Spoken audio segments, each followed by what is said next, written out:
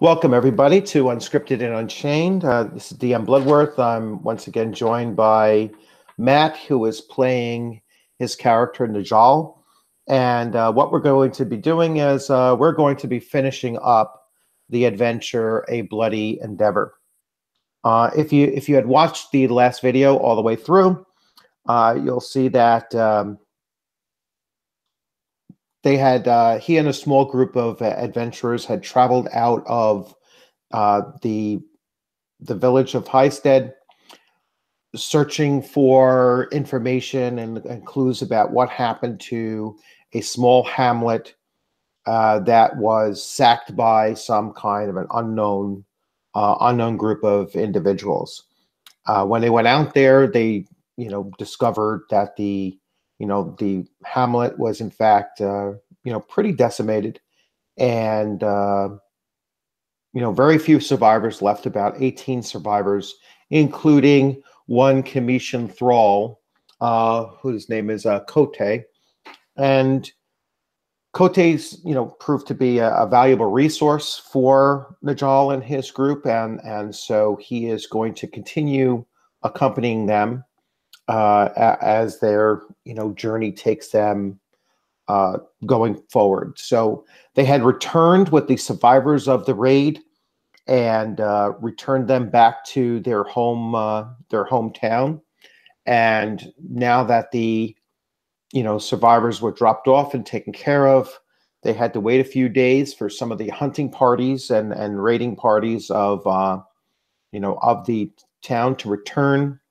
And over the last day or so, they've constituted a war party of roughly 30 warriors, including Njall's group of five participants. So, Njall, you're going to be setting out, and we're going to fast forward to where you're back at the village that was destroyed, and you're going to pick it up from there. And so your group consists of Khote, two bowmen, the same guy that was using the hand axe from previously, and a spearman. All right, so you essentially have the same group that you had previously. Everyone is suited up and ready as far as armor is concerned, and the weapons of their choice, as are you. And it's now a morning, because as you recall, it takes about 2 days to get to this village. And now your groups are going to set out and start hitting that ridge line that your scouts had previously discovered as being the potential route that everybody went on. So you're not in charge of the entire raiding party. So that's going to be one of the lieutenants, of the tribe. So you're just one of the groups. So you're going to be in charge of your group of 5. Including yourself. And so total group of 6 individuals. And as you start setting out, well, you can actually talk about any extra preparations that you're going to take at this point. I'd like to have a word with the village lieutenant that's in charge of the whole thing, and ask his permission to send my 2 archers, my scouts, out to survey the tracks they found further, to go further in that direction and see if they can find where the enemy are and take up a preparative position there. And I'd like them to take Khote with them, so that if they do find it and take up a surveillance position, they can send Khote back to report to the rest of us where they are, so that we can come and reinforce them. Well, yeah, actually, he tells you that he was planning on sending about 3 groups, your group included, as a whole to go out and to start panning out into the along the ridge line that's traveling. So that runs along the western, or along the western border of the town. So the town itself is kind of nestled next to some high ground off to its west. And where your scouts had gone previously, they had pushed into the higher lands following a track. All right. And then it hit some very rough terrain and some steep terrain. So that's where they stopped following the tracks, because they were also about an hour out from the town when they got to that point. So and since you placed on them that time constraint of go out for 3 hours and return, they went out for about an hour and a half or so, and then returned with the information that they had. So yeah, he has intentions of sending several groups out, and each of your groups are going to go a slightly different, like a fanning out pattern, to see what you can pick up, even though it has been several days now since you last found them. But your group actually has the best idea of where they had previously seen those tracks. So they're still going to make a tracking check. All right. And I'll let you roll that. And so that's the first thing. Now, if you have tracking ability, that's, even better. But if you don't, that your 2 bowmen do. Okay. I'd like to suggest to him then, because Khote is from this area, I'd like, if he's got groups of scouts fanning out in different directions, perhaps Khote could be used as sort of a runner between the two, or between the groups, as communication to relay messages and report back to us as they find out more.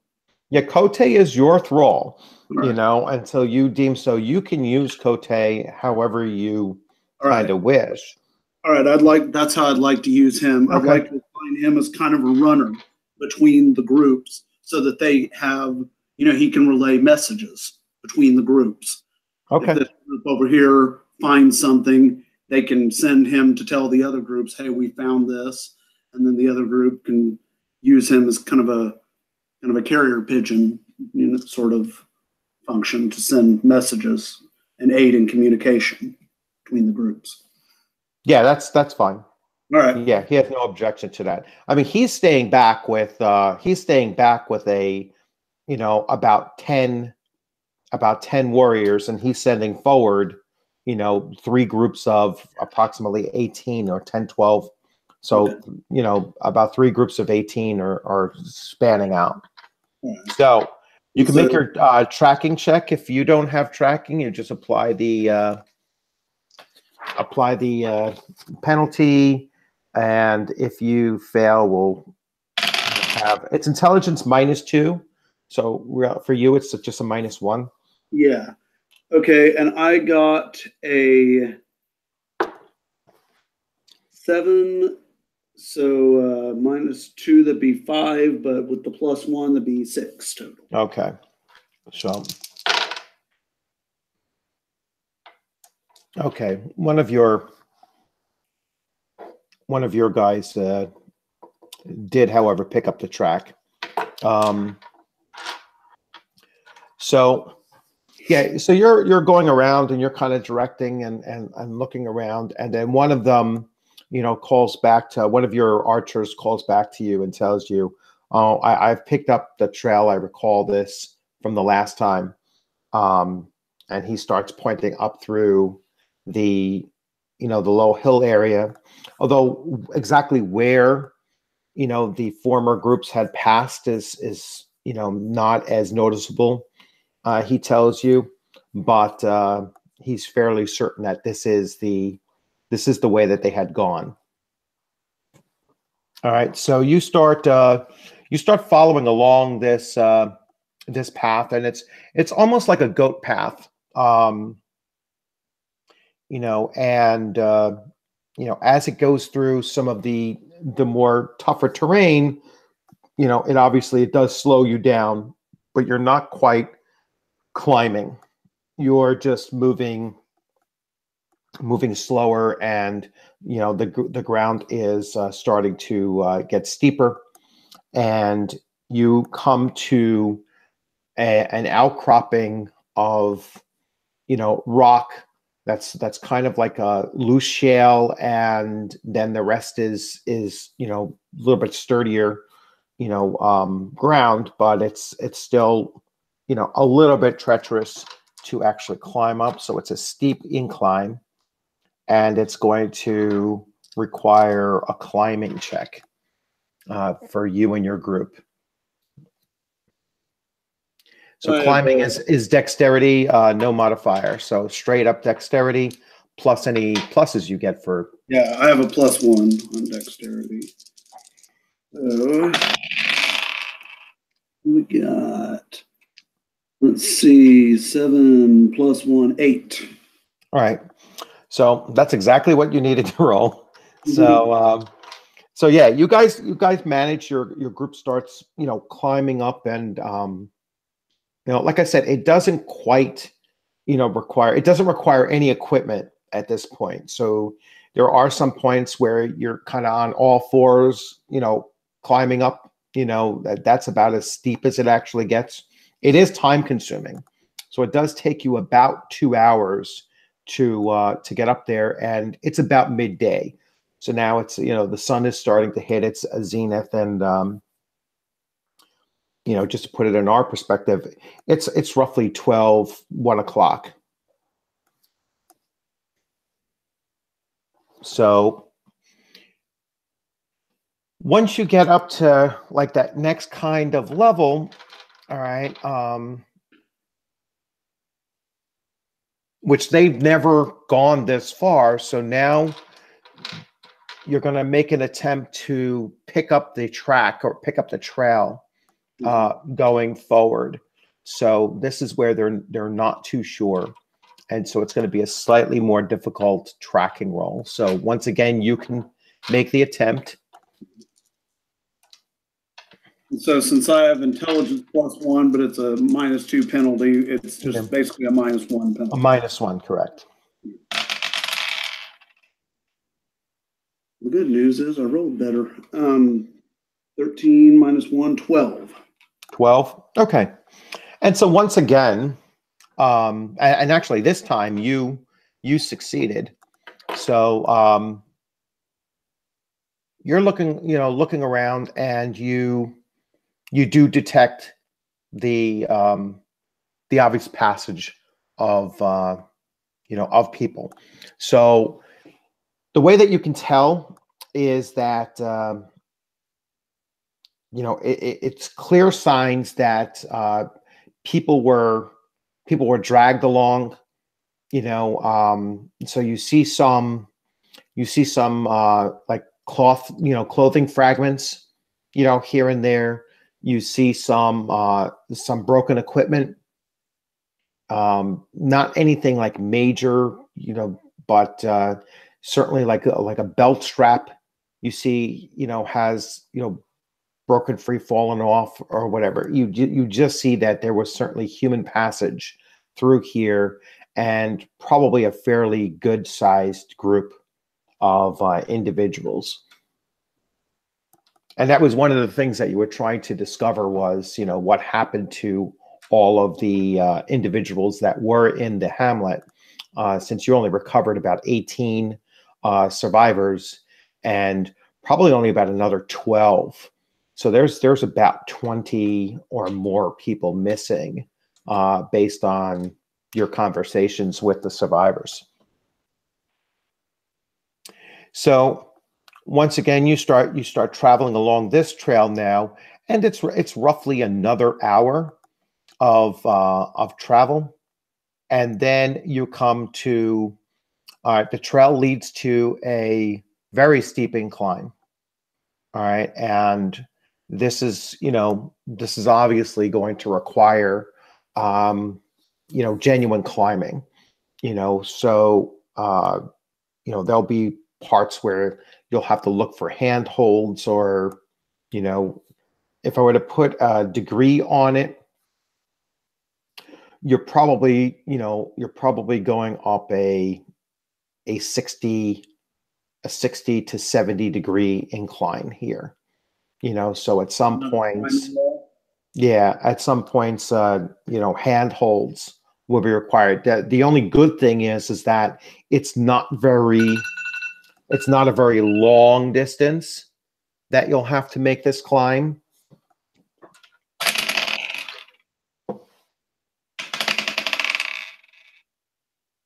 Let's see.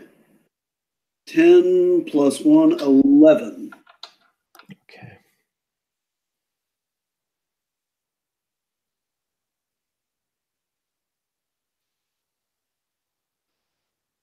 All right.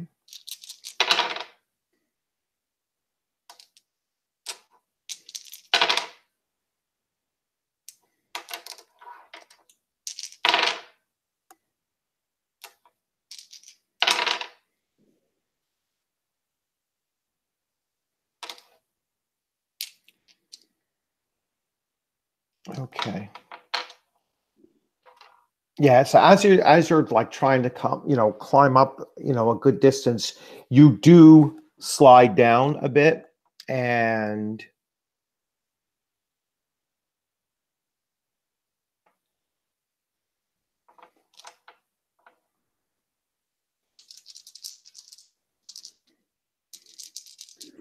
what's your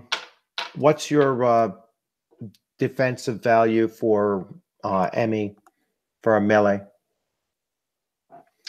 13.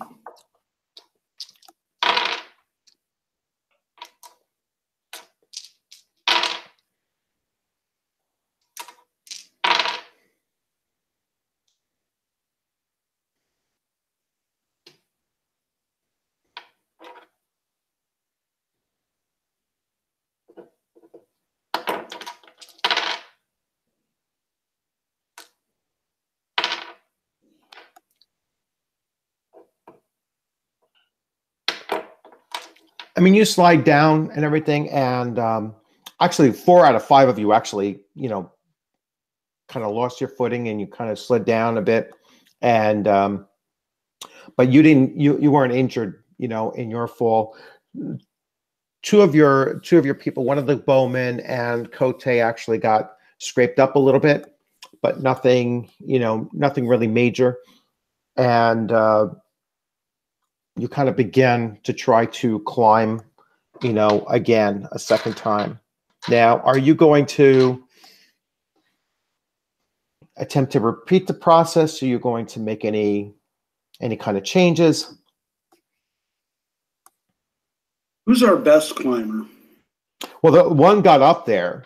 Okay. So he's up there and he's kind of looking down at you. So I'd like to see if he could place like a sturdy stake or something, and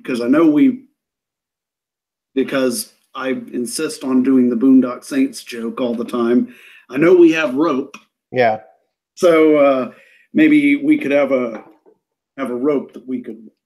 Okay. All right. So what you'll do is, since I'm going to assume you were carrying the rope, so what you'll do is you'll have to throw it up to him. So like put some kind of a weight on the end of it or something, and then try to cast it up to him. So you can make a throw, and probably the most appropriate would be well, actually, you could do a climbing ability or a acrobatics. They're both dexterity +0, so it doesn't really matter. You're just making a simple dexterity roll. Okay. I've got, of course, warriors have acrobatics as a character roll skill. Right.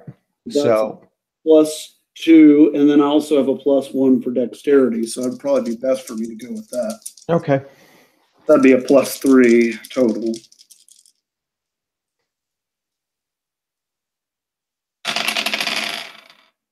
Oh yeah, that was a good decision. 14 + 3, 17. All right, so yeah, you throw it up to, you throw it up to him, and he actually, lunges down and grabs it as it gets, gets close enough for him to get a handhold on it.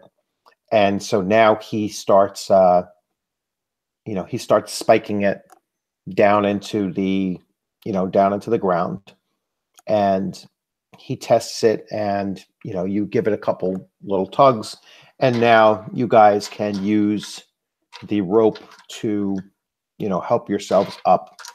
So if you climb one at a time, he's fairly confident that you shouldn't have a problem. So you can make your climbing roll once again.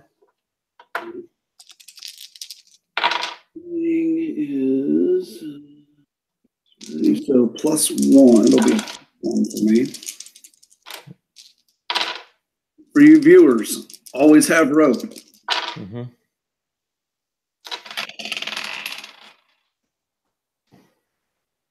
Let's see. 9, 11 + 1, 12. Okay. All right, so you actually all make it up to the top. All right, so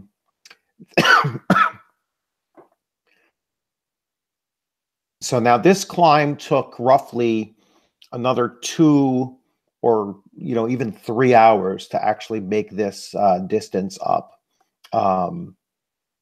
So it did take you all some time. You're probably around late afternoon, and you start making your way, following the pathway that they discovered once you got up to the top.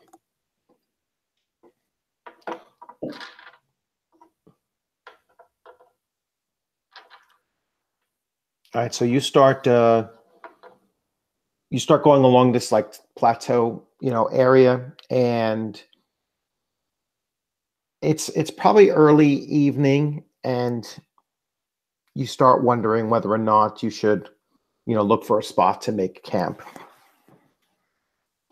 I think we should, because the whole group has been dealing with all this climbing, making a long hike. Yeah. You've covered quite a number of miles, and you've been climbing, and you do have two individuals that are minorly hurt, but nothing major. But I would rather lost any HP. I'd rather have anyone who's healing tend to their wounds, get their HP back up. Right. I'd rather not go into a fight with my men exhausted. Right. So, some simple rest and everything. And all right, so you're going to try to put up a camp, and you're camping. You can attempt to, make a camping roll, which is basically an intelligence roll. Or like crafts. It's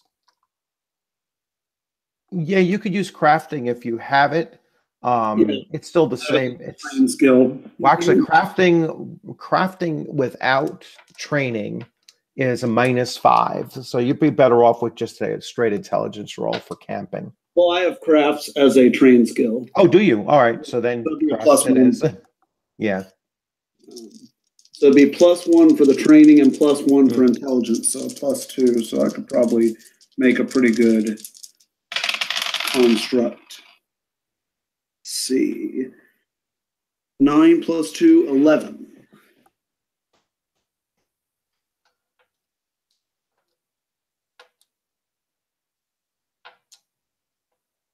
Okay.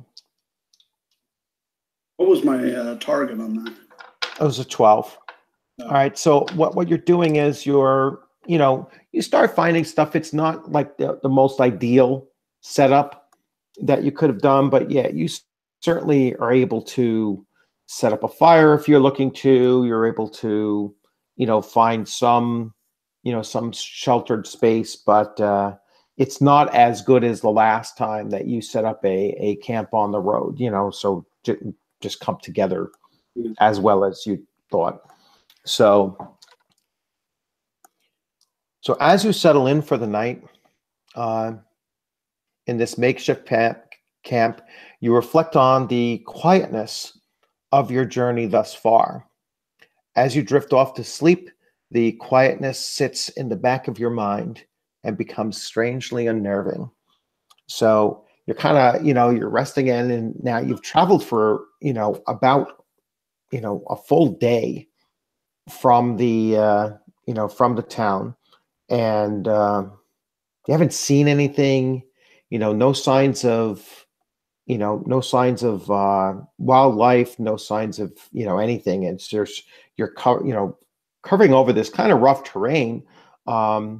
So that might be somewhat of an explanation, but there's still just something in your back of your mind that's kind of a little bit off.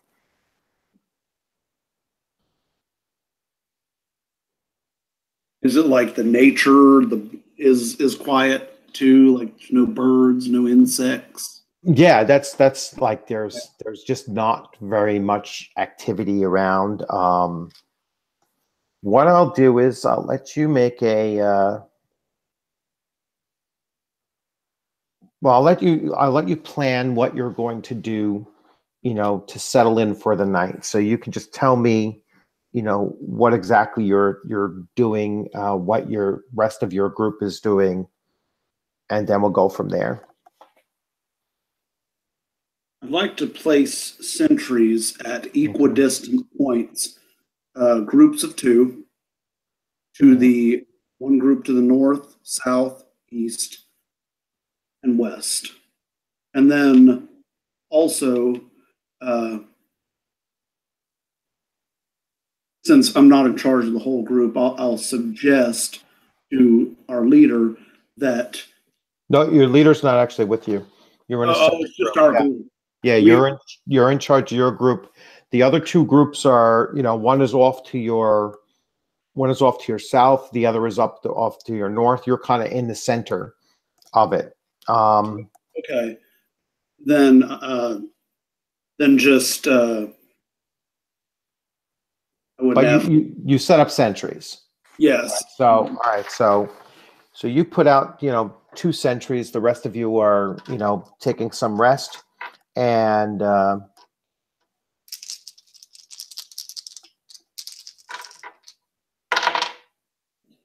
that's a good roll.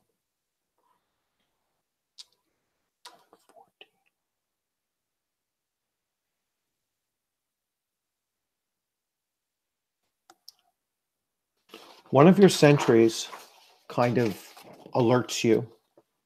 And this is probably about 2 hours, so it's just about nighttime. So there's just a little bit of light remaining, and your sentry comes over, and he tells you that he sees some movement in the distance, in the shadows, and it's movement, moving close to the closer to your position. And so when you go out, and you take a look, you do actually see them shifting closer towards you. Now, I'm going to have you make a world lore roll, and this is an intelligence roll. And that one's going to be a -4 for me.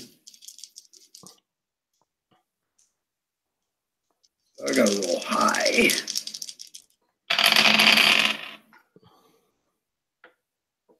And so I got a 13 -4, a 9. I don't imagine that was successful. No, that is. So. Oh, it is. So yes. So like you're thinking about this region and customs and everything in this region. And in this region of Thule, it is a custom for any stranger, foreigner or Thulian, to quietly stand outside of a distance of about 50 or more meters in full view. They will remain there silently until the party that they wish to parley with acknowledges their presence. Violating this custom will immediately arouse the suspicion of, so that's why you're kind of like these individuals are moving forward and they've violated that custom. All right. And so you know that they're most likely up to no good. And so you're prepared for this thing. So we're going to just make an initiative roll because their ambush was not successful. Yes, with them doing that, I would think that they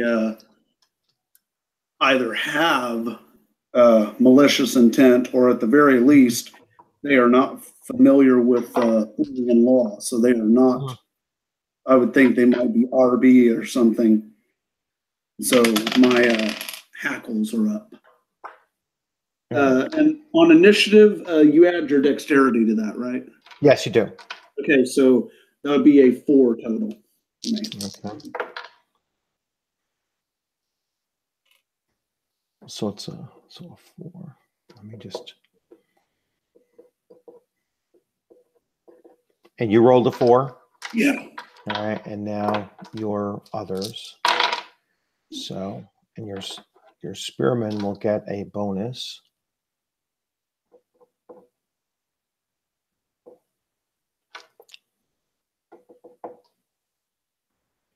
Your bowman gets a bonus.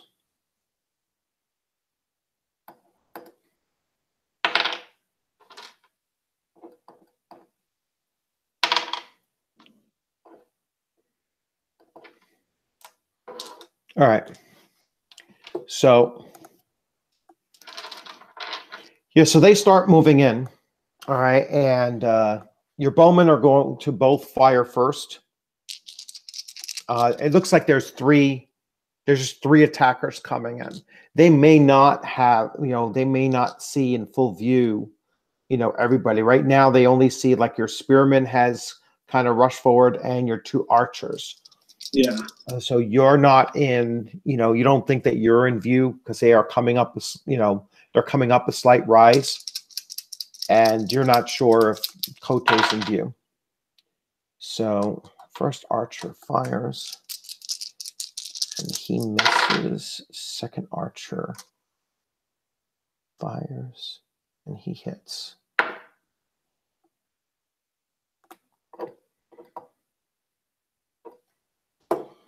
Okay. Your spearman's next.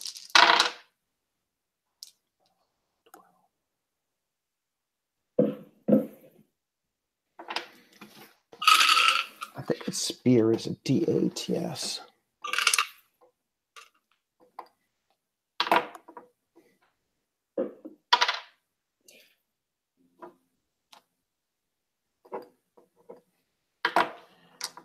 And you rolled a 4, correct? Yeah. All right, so they went. You rolled a 4.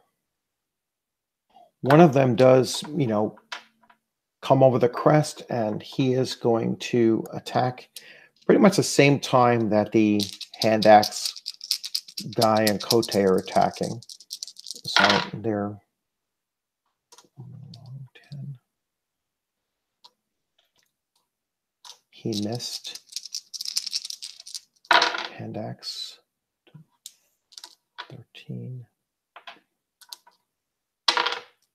Oof.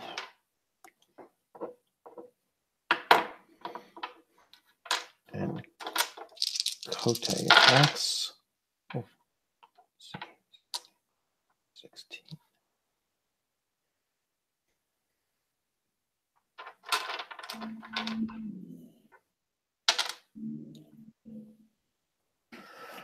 I just got to check. All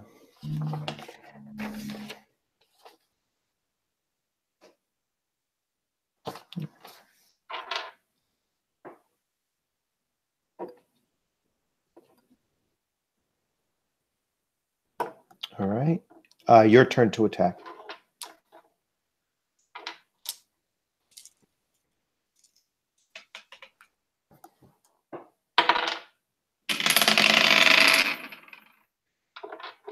Let's see. The roll of 13, my OV is 4, so 17 total. 17 total. So that is going to be plus. That's a good hit, plus 4 damage. Okay. I'm going to use my axe. That's a D12 plus 1, plus another 4. D12 plus 5. and a 12. Oh, jeez. All right. So even with his kind of light armor that he has, so you're going to do a total of 11 points, and that will bring him down to. He's at least hurt really bad. Yeah, no, that took him down to a -4. Oh, so basically, let's see where you hit him. So it killed him, brought him back to life, and killed him again. You hit him right in the head. So as he kind of comes up, you're, he was already engaged with one of with the guy with the hand axe. The hand axe guy had hit him for already, and then you come in, right after that, and just beat him right in the head with your axe. Babe Ruthed him, and he is down.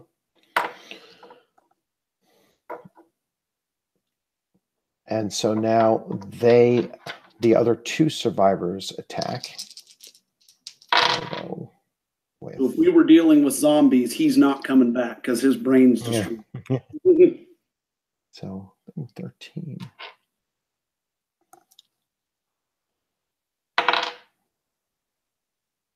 Oh. He actually hit you, but he did no damage. He did only 1 point of damage, and your armor is going to give you a -1 anyway. So, and then the last one.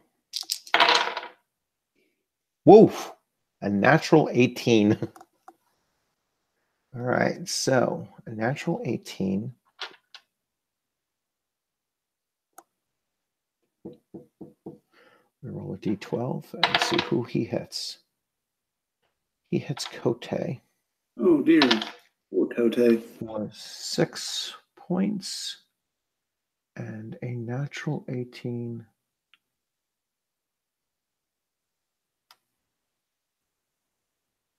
So he's a total of 9 above. Wow. So he's going to do plus 8 damage. No, I'm sorry, not 9. Plus 6 damage.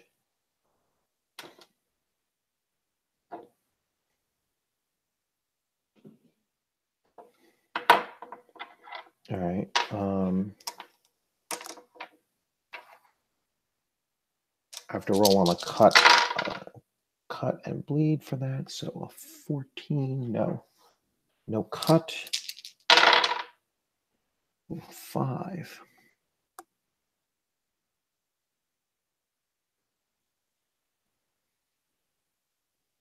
All right, so he is knocked down.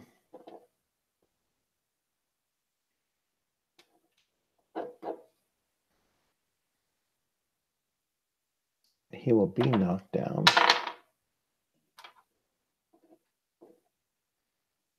Okay. So yeah, Khote took a pretty devastating hit, and you see he gets certainly gets knocked down. The guy is using a large sax, so large sword. So pretty much took him out as far as you can tell right now. I think he basically sits out a whole combat turn, doesn't he? Something like that. Or several, yes. Yeah. It depends on his, how long he remains stunned. Okay. All right, so there's 2 of them left. There's the one that just hit Khote and the other one that was on you. All right, we can keep the actual re-roll initiative because both parties have lost at least one person. Okay, I rolled a 6 with my dexterity +1. It's a 7. All right, so you're going to go, and then let me get these 3 guys. 3, 1, 1. Wow, everybody rolled kind of terrible. And apparently, last one. He's mad now. Yeah, I would think so. All right, so the first one that's going to go is your archer, and he's going to fire.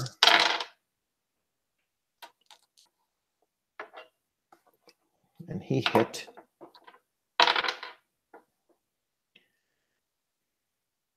Not very much damage, though. He hit for a minor hit, and one of their guys goes. So the guy they just hit, Khote, is attacking. And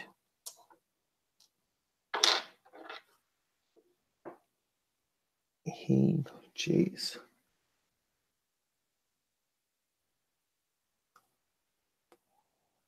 So 12, 15, that's the equivalent of like a 19.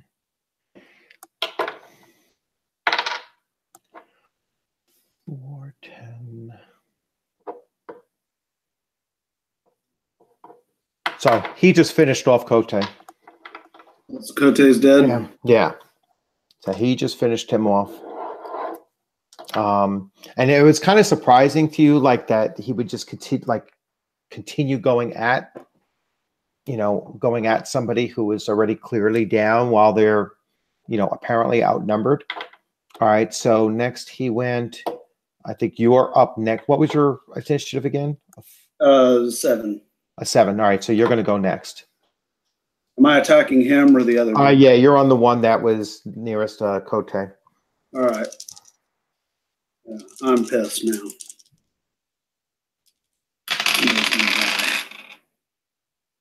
Let's see.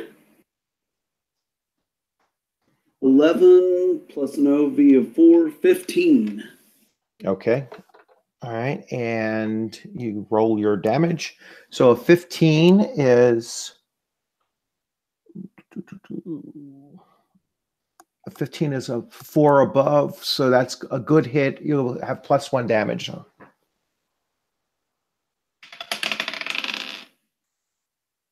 9, so 10. 10, so... The line is underneath the number, right? On these... The damage? On the dice. No, that's not the way it works. I'll roll that. Because you were 4 above what you needed. Well, no, I mean just on the... Here, I'll show you. Yeah. Oh, yes. That's okay. a 9. Yeah. So... All right, and... So 9 plus my... plus 1. Yeah, so you kind of hit him like right in the... You hit him in the leg. All right, but it was it was like a shearing, wound. So, I mean, you really took off his leg. All right, but you took it off at, more around like the hip, near the hip joint. So, I mean, he obviously goes down and you just see, the blood spray. I mean, it's just, coming out of him, super fast. And, he either dies from bleeding to death or he dies from the shock. But he does die. So you're, eliminated this guy. The last one still sticks around. And, yes, they're like fighting, like nothing seems to be like, phasing them. They just keep on coming, almost like, although, I mean, it's not quite like a berserk rage. It's just they're just fighting to the death. Much like the bear we fought in that other mission. Yeah, similar. Yes. Kind of starting to see a pattern emerging. And a 12 hits. Ooh, that's a good hit. All right, your the spearman actually hits him. The spearman actually hits, the last guy, hits him in the torso, and kind of runs him through the torso, and he goes down. So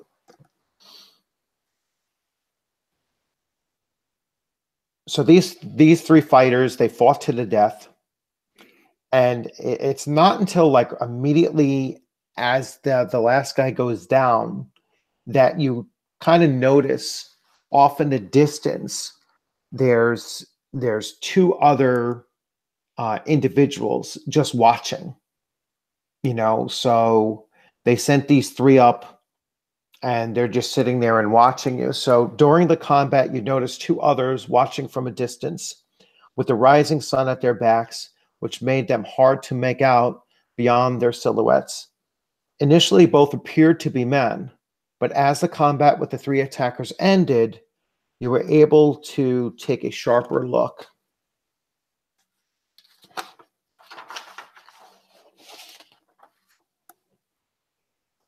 Now the two figures appear to be a man and perhaps a large dog or wolf, although you could have sworn both were bipedal.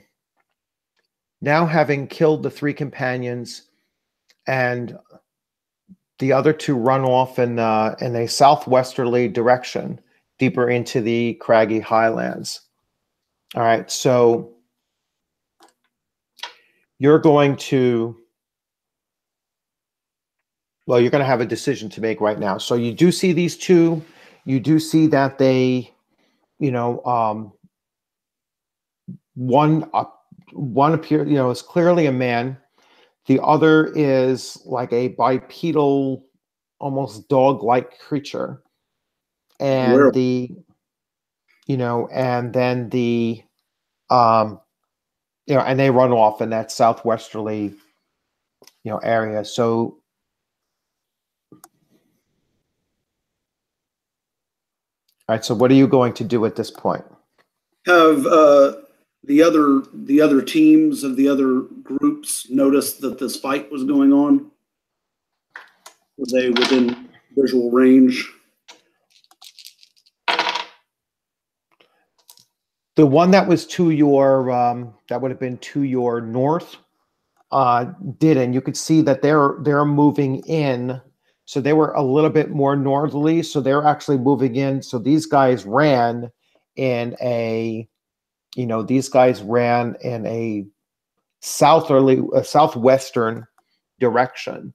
So away from them, because they're moving south. So they went, and now you're directly, close to them. So you can see your two groups are converging, and then you have another group that is off to your south as well. So, what's your decision? What are you going to do with your group now? I'd like to get all the groups, inform the overall leader of what happened, get all the groups together and pursue. All right, so you're going to just pursue. So what you're going to do is you're going to make a running check. All right, and so you guys are just going to, go into chase mode. So you can make a run, running as a stamina check. Okay. It's a 12 plus your Constitution bonus. So if you have a Constitution bonus, you're looking for, Okay, so I'll have a +3 because I have a +1 mod to Constitution, and stamina is a +2 because it's a character roll. Okay. And this is just miscellaneous information. I'm wanting to not just leave the body of Khote there. We're going to take the body with us. Or at least, do something with it. We can come back and get it. Yeah, that's probably like, you guys are pretty pissed. So you're probably just, charging after them right now. You don't want to, risk. Just, let's see. So 11 + 3, 14. Yeah, just eventually we go back after all is said and done, we will eventually take the body of Khote with us. All right, so you're chasing after them. All right, and you rolled a 14. Yeah. All right, so you're gaining ground. All right, so you're gaining ground on them. You know, so you guys are really just pushing forward, and you think you think that they noticed that southerly group, which was also coming forward too, and so now they're starting to veer actually closer towards you and more away from them as well, and so you're pretty sure that you have them, so you're going to make another running check, and you'll have a bonus at this point. In addition to my addition to your others because of your first check. So you could just make your roll. Let's see. 7 plus 3 is 10. And whatever that other bonus is. Right. So 10 plus. Okay. All right. You are going to catch up to them. And, during this round. So you can.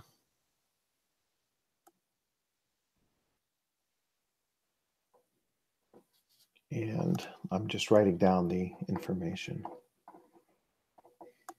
I can keep track of their hit points and such. Now. So yeah, they kind of turn and they engage you. All right, and I'm going to have you make you have to make a morale check. Yeah. Okay. Because that creature is kind of odd to you, and you've never seen one before. How do I go about a morale check? What is that? You're rolling a 3d6. Okay, and what category does this fall into? It's just a straight. It's a straight roll, so no modifier. All right. If you're in a formation, you get a. Okay. If you have training, you'll get a modifier. If you were in a formation, which you didn't state that you were, a warrior. If you're a warrior class, you get a +2. Okay. So let's see, a 10, 12 plus 2, 14. All right, so a 14. So no consequence. So you're not shaken by this thing. I guess it's because we're really mad. 9, not shaken by it. A 12, not shaken by it. A 12, not shaken by it. And a 10, it's above 9. You need to roll basically above a 9 in order to not be shaken by this thing. So yeah, you guys are like pumped up and you're coming at it. The creature, I'll show you. I'll show you the picture. I wish I could do it on the screen, but with recording it, it's kind of. Creature's like, oh my, these guys. Yeah. So I'll show you the. So let's get the camera right. If you can see the creature now. Yeah. So that's what it looks like. Okay. He's about to be in several pieces. All right. So initiative. So now you can roll initiative.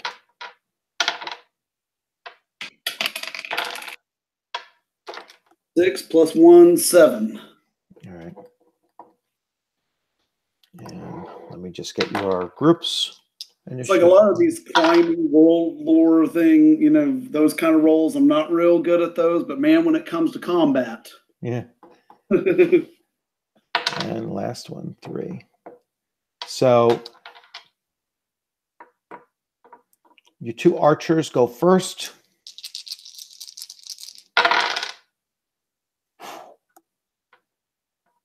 Rolled a 16. That seems like that would put an arrow right through somebody's nostril. Yeah, a 16 is a good roll. So one of your archers fires, and a 16 is a good hit, plus 2 to damage. 2. All right.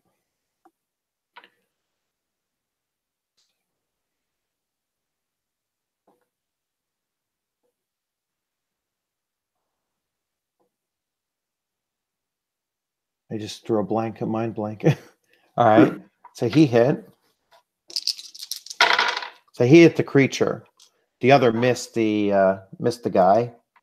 And now it's 3.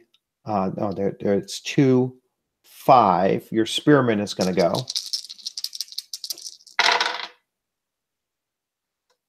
And 11. And me is exactly 11. So he did 2. He's only going to do 1 point with that. And now it's your turn. Mm-hmm. So which are you attacking? You're attacking the man or the creature? The creature. All right. So yeah, you all kind of went at the, well, the hand axe guy didn't go yet. So you're going to go on the creature so you can make your roll. I'm pissed. I'm rolling for hit first. Yeah. I'm pissed because Khote is killed, and I'm pissed because I'm a real canine lover, and I don't like to see them perverted by some strange magic into some weird thingy.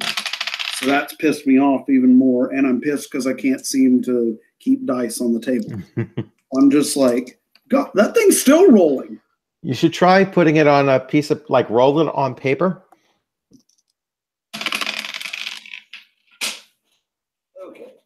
I think it's just I don't have a lot of space. So 8, 10, plus the OV of 4, 14. 14? All right. So that is 3 above. So 3 above. So it's a rather good hit. You're going to have +1.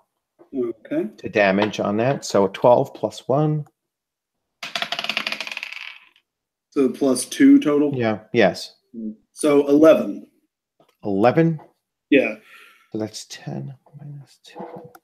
All right. And you... That was 11 total, not my roll. Yeah. My roll was a 9. So you hit it in the torso, and it does do quite a bit of damage. All right, and you see the thing kind of like slumps down, and it's it appears to be dead. The man, of course, the man screams.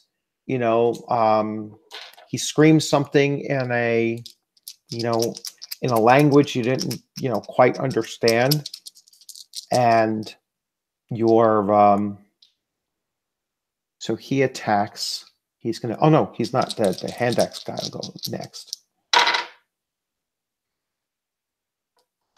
So the hand axe guy rolled a 12.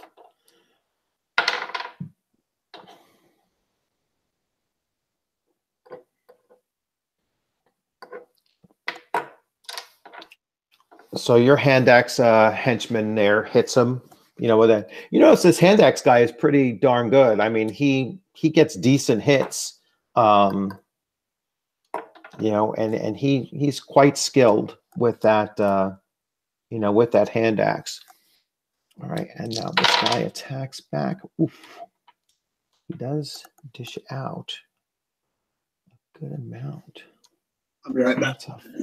Sure. 11, 15. 15 plus 2. 17.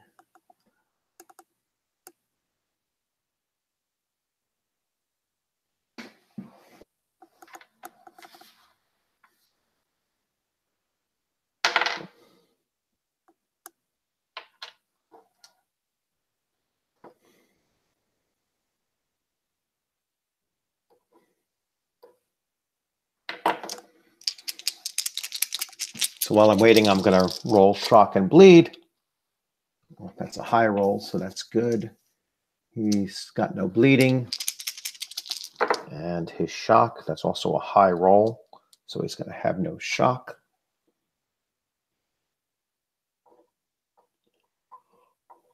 When the Njall gets back, he'll find out that his guy took a wound, but he's still up.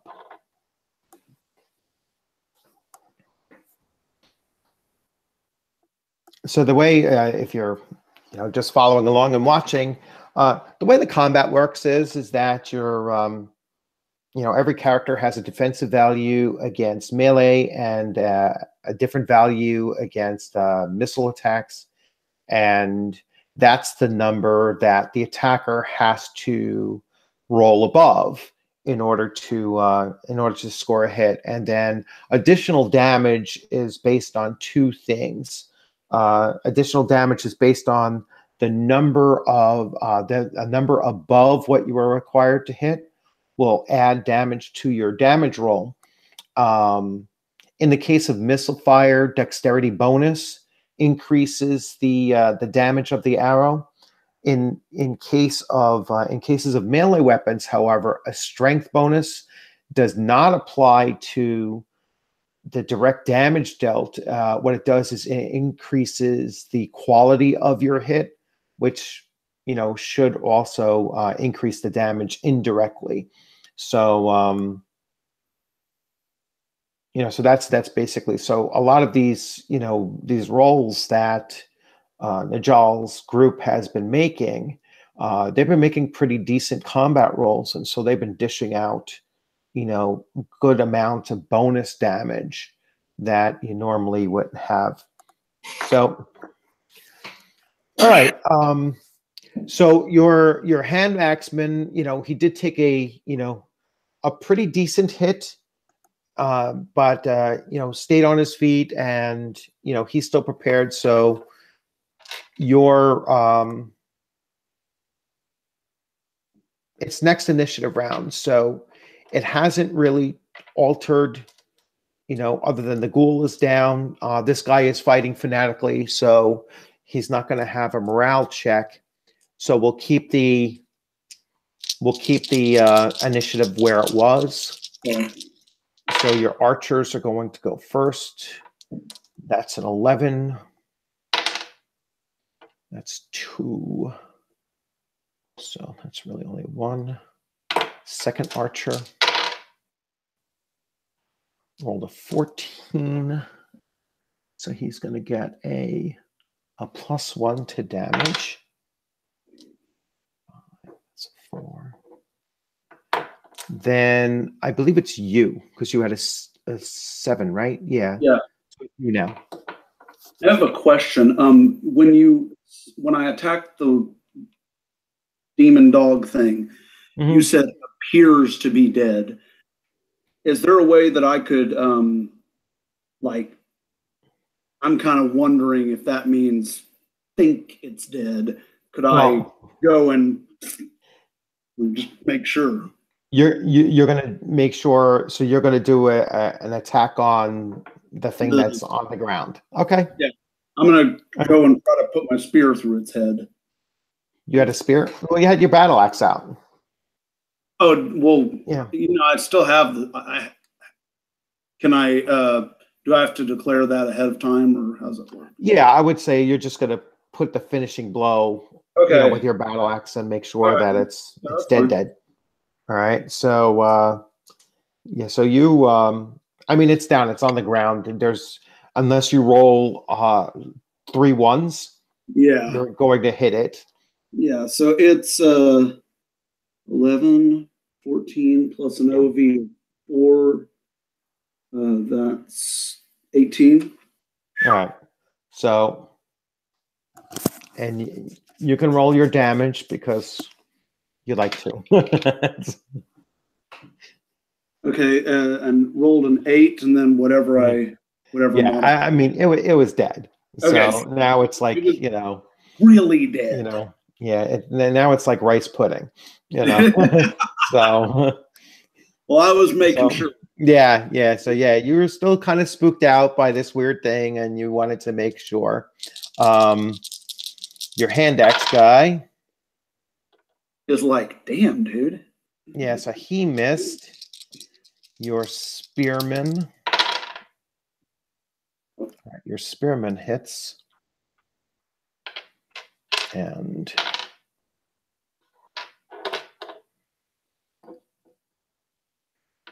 Yeah, I've been watching a lot of zombie movies lately, so like I'm really big into like destroying the brain.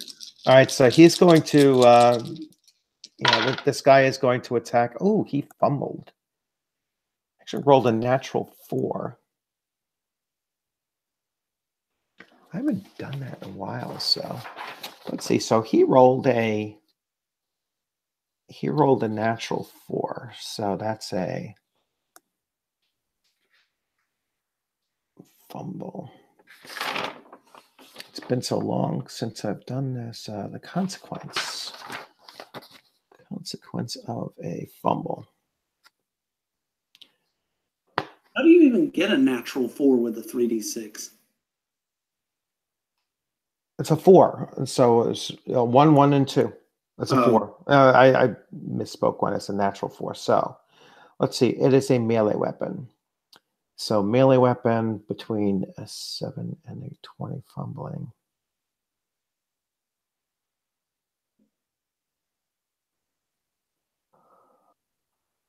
Oh, okay. So a melee weapon of a 4 is a C. See, attacker breaks his weapon, and to use it again, he must either 1 or 2. All right. So he actually broke his weapon. So yeah, and he broke his weapon, and so now he's just standing there, pretty hurt and with a broken long sax. Next round, your archers. Quick question: since I do have it on my equipment list a spear, can I give my spear to that guy? Loan it to him. Which guy? The guy that broke his weapon just now. No, it's not your guy that broke the weapon. It's the enemy that broke his weapon. Oh, okay. Yeah. Never mind. You want to give him a fighting chance? It's up to you. No, I thought one of our guys broke his. No, it wasn't one of your guys. No.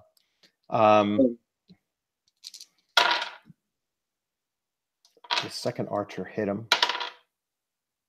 Oh, now your archers are dealing like little damage. It's your go. All right. I'm telling the guy, hey, see your little demon dog pet there? That's about to be you, buddy. So 10, 12 plus 4, 16. 16. All right. So yeah, you're going to pretty much obliterate this guy, but let's just see what your roll is. Because I guess you can roll a 1. But a 16 is going to be, it's a good hit. So it's going to be +2, so +3 total, D12 +3. So with an 11, that's total 14. So yeah, just turned him, did exactly what I said I was going to do. Yeah, you bisected him. Yeah, let's see where you hit him. That's my D10. Ooh, that's a headshot. Oh, so, there I go again. He's zombifying. Yeah, so you kind of, split him right across from top of the head down to, probably his collarbone, and split his head clean in half.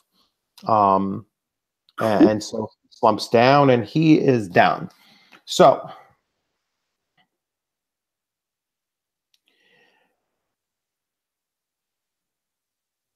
now what you're going to do at this point is you are going to kind of take, like, the other groups kind of converge in on you now. And you can make a world lore roll at this point. So I gotta roll high on these. Yeah. Definitely checking that one off when I level up. It seems like you like to do world war stuff. Yeah, because you're looking at the creature now because the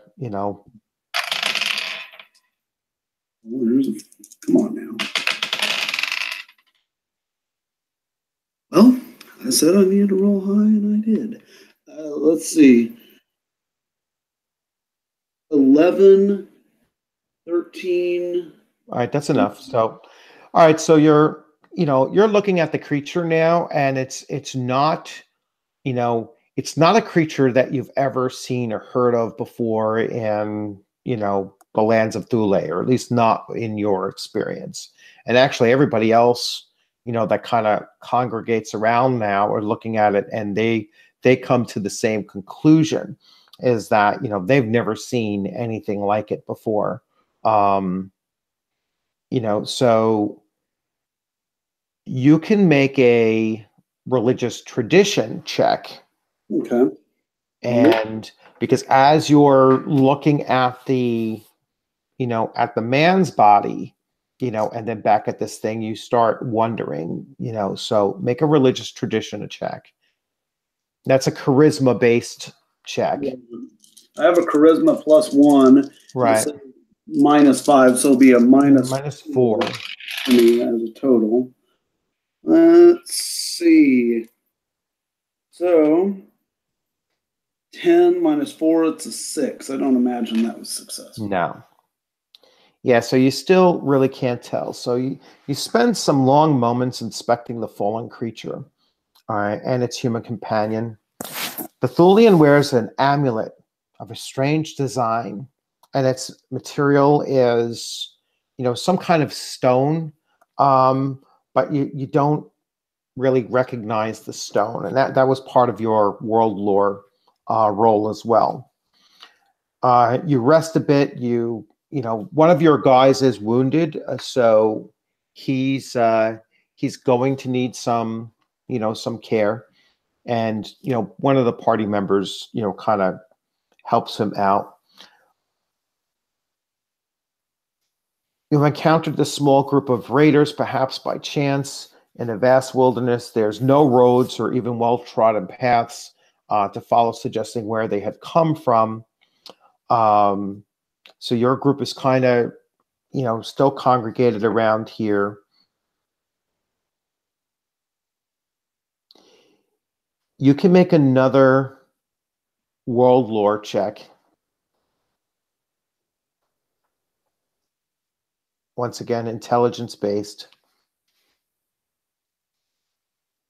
And that's a -5 as well, isn't it? If you don't have training. Yeah, well, you're going to get a plus, so it's a -4. Yeah. Okay. 8, 10 -4, so another 6. Yeah. All right.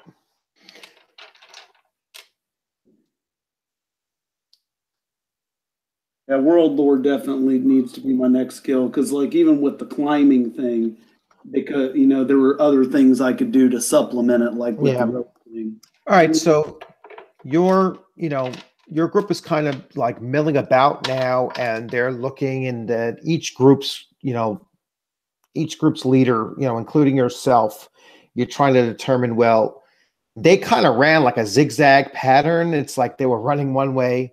They saw, as you started chasing them, then they saw the northern group, they started running the other way. As they saw the southern group, they started running to the middle again. So you're not quite sure whether they were running in a definitive direction. They just seem to be looking to, escape. And now you do see off to your west is still like another rise, and so you're kind of in between like a trough. So there was you were coming down, and then it comes to another steeper rise again just to your west. Now you kind of think that well, that gives you at least a slightly higher vantage point than what you're currently at, and so you might want to consider heading in that direction at least. Yeah, we'll do that. Okay. All right, so you head over to that other direction, and once again, you're going to have to make one of those, one of those minor climbs first. So All right. not very, it's almost the exact opposite of what you were in before. Yeah. So now you seem to be in like a dipped area, and now Gentle. it's going to come back up, so you're thinking that this is this is just like the mirror image of the other climb that you had done. So climbing is dexterity. Plus dexterity. 11. All right. You made your climb up. 3. Only 2 of your guys did not make the climb, although they didn't fall. So you're up there, and your spearman is up there, and one of your bowmen. So 3 of you are up. One of the bowmen and the hand axe guy is down. The spearman actually, he had a fairly easy time coming up and down. So he just brings the rope end down, to the axeman, and he's going to help him get up to the crest.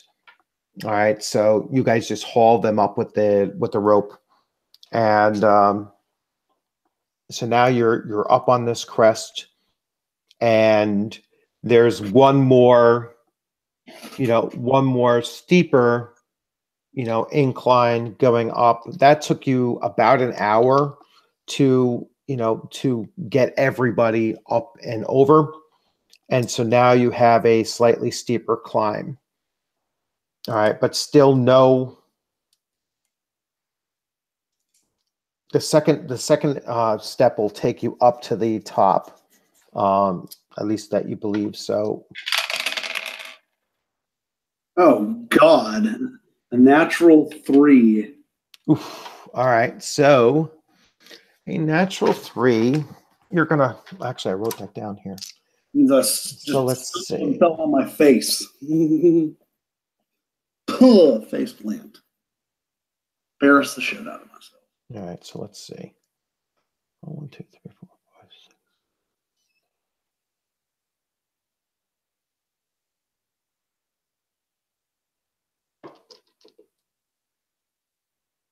Oh, I see what I did.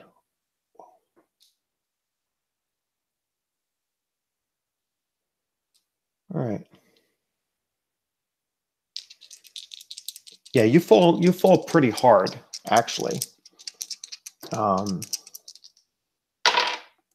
Oof. You got so lucky with the damage. I actually rolled the natural. You were going to take 2d6 damage, and you got double 1s. So, yeah, you kind of like tumbling, falling, scrambling along. Your armor value is going to absorb one of those 2 points, so you really take a total of 1 point of damage from that fall.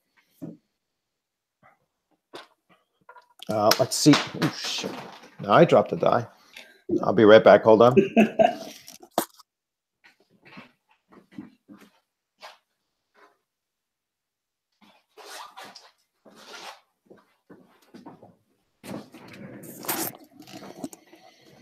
Okay, let's see how your guys made it up. Yep, he made it up. The axe guy was being hauled up. Your bow has some difficulty, but not too much. He made it up. So your bowman is struggling. So it just takes some extra time. They throw him a rope. The hand axe guy, they're already hauling up to the top. And getting up to this summit takes about 2 to 3 hours to get everybody to get up to the very top.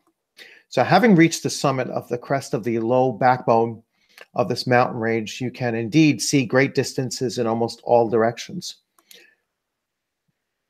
Through the mountains to the west, you still see a rise to much greater heights, but your party has neither the gear nor the experience to attempt such a feat as trying to scale those sheer, heights. So you do see that the range does go like very steep up beyond you, but that's, there's just no way you're going to attempt that kind of a climb.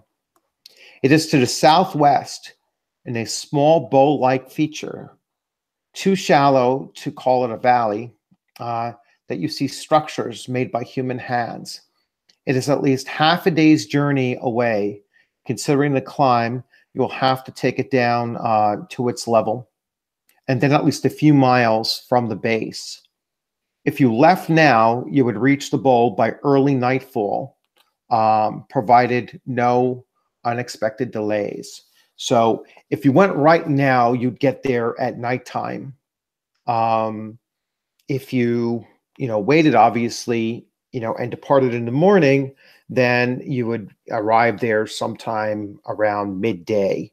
So it's pretty much your choice now, which you're going to decide to do. Could we, and I'm conferring with our overall leader, would it be wise to take about a day and a half of make camp here, rest, give everyone medical attention that needs it, and try to attack them the following night?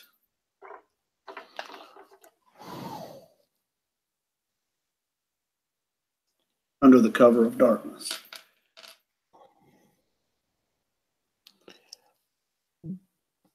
They agree that attacking at night, although probably not this night, would be a better idea. Like the following night. They said, they said that the only thing is that if that was a scouting party and they don't see the scouting party coming back, that might be a concern.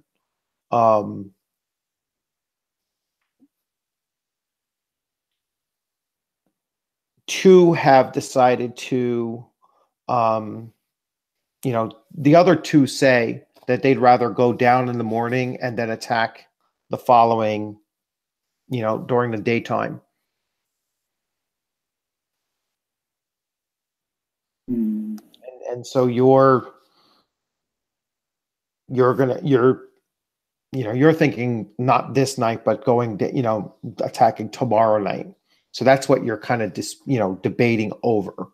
So you can make a social check. All right.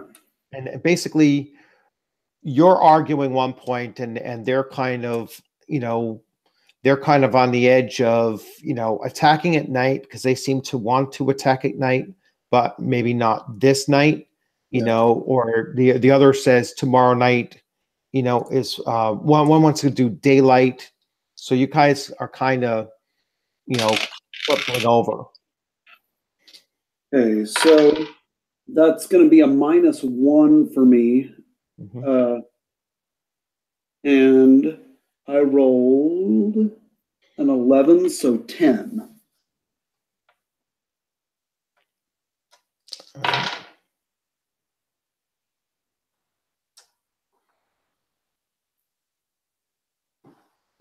All right, so let me see. All right, so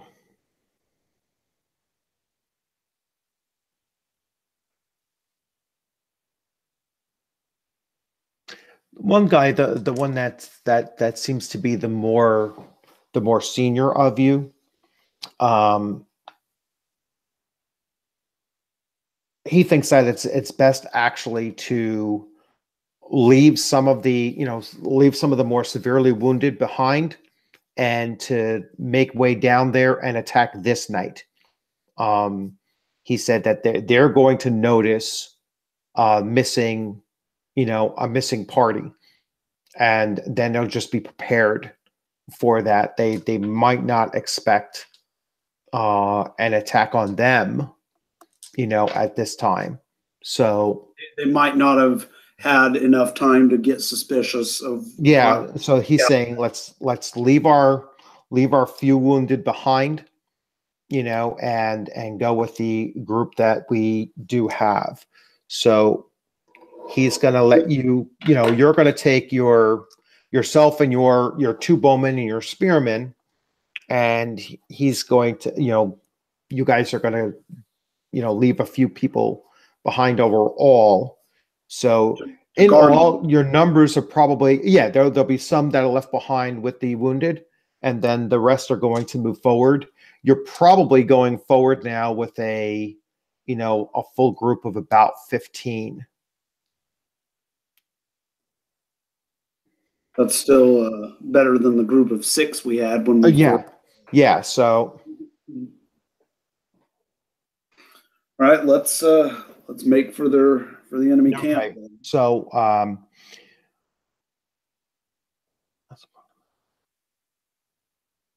right. So your descent was not as difficult as a climb from the other side, and you make it to the low, rolling hill country.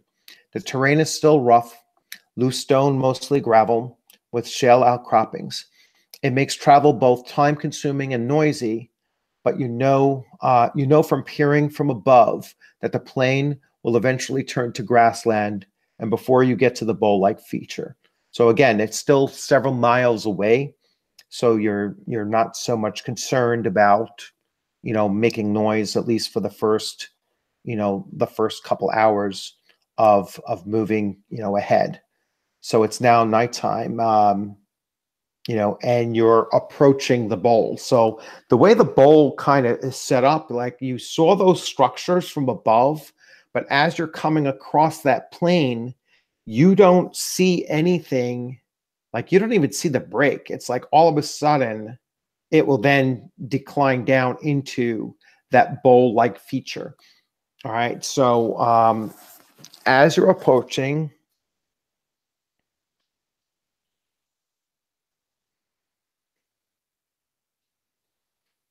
all right. So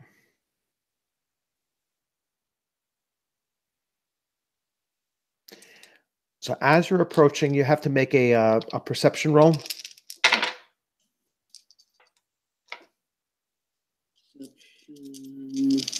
His intelligence, so I have a +1 on that.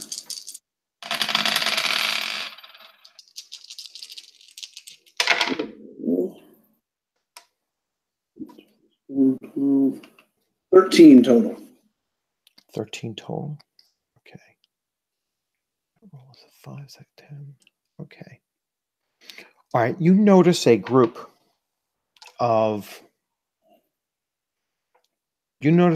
like almost like on patrol of between 2 to 5 individuals.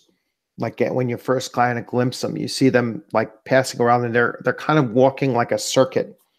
And so it is several humans and one of those dog-like creatures again. And they seem to be just walking around the perimeter. So the group that you see is actually a group of 3. So two humans and one of those creatures. You don't think that they detected your group. You guys are kind of like hanging near the tall grasses that go right into, go right over and hump and go into the bowl. So you could see them moving around, and they haven't noticed you. We're kind of elevated up on this little grassy area, maybe on our bellies, kind of looking down at them. All right, so yeah, you go to the edge and you start looking down into the bowl. All right, let's see.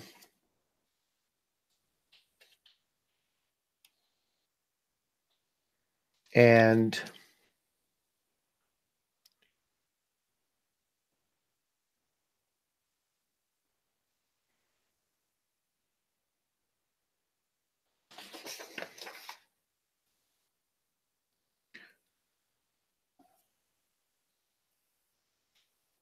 All right, so looking down into the bowl, uh, there's a fire lit illumination of the bowl, like a feature that you can make out the structures in the small village. So there's some small like torches that are stuck into the grounds, or like brazier pot kind of lighting. So there is some light down in there, and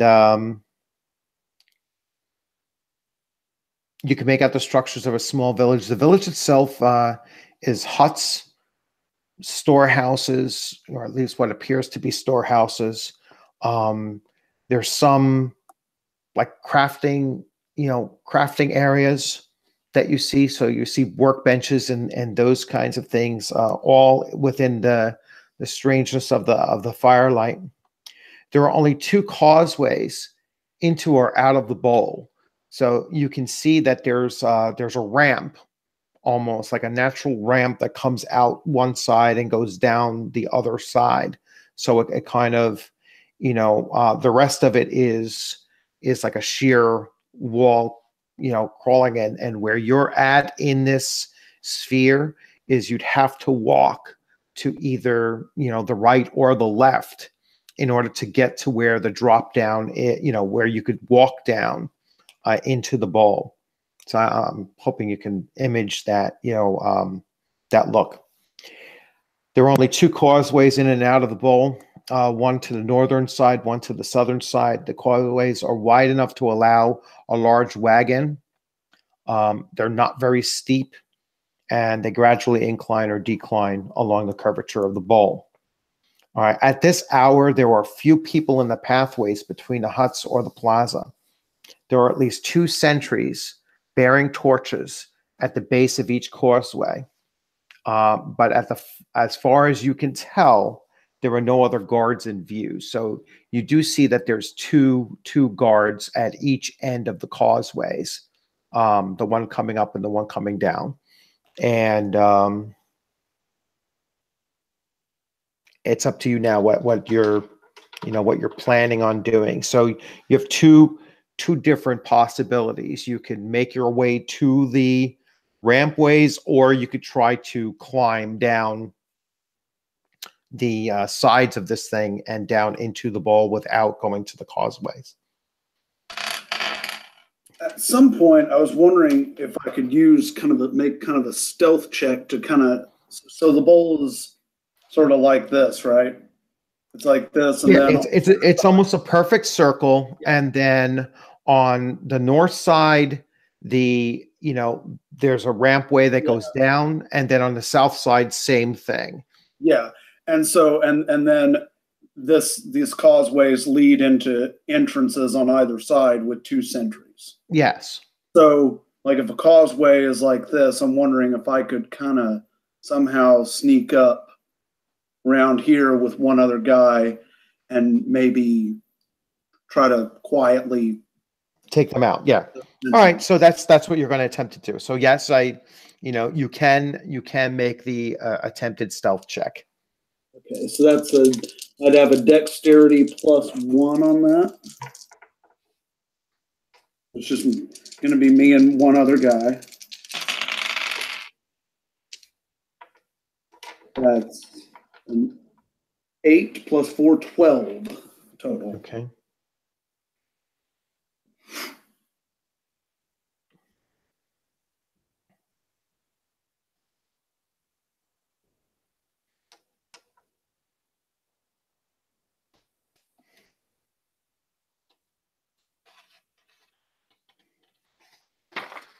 All right, and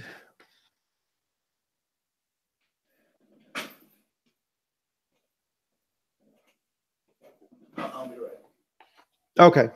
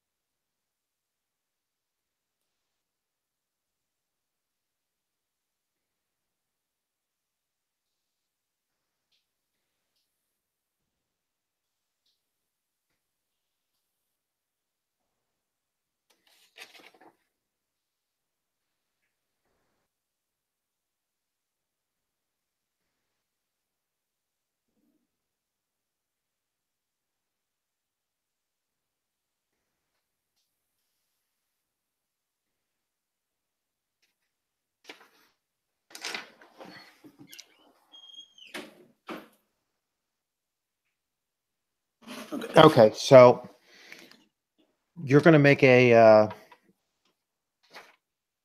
So you make your stealth check, and now you're coming to like the edge, and you're going to try to drop down and take out the 2 sentries. Yeah.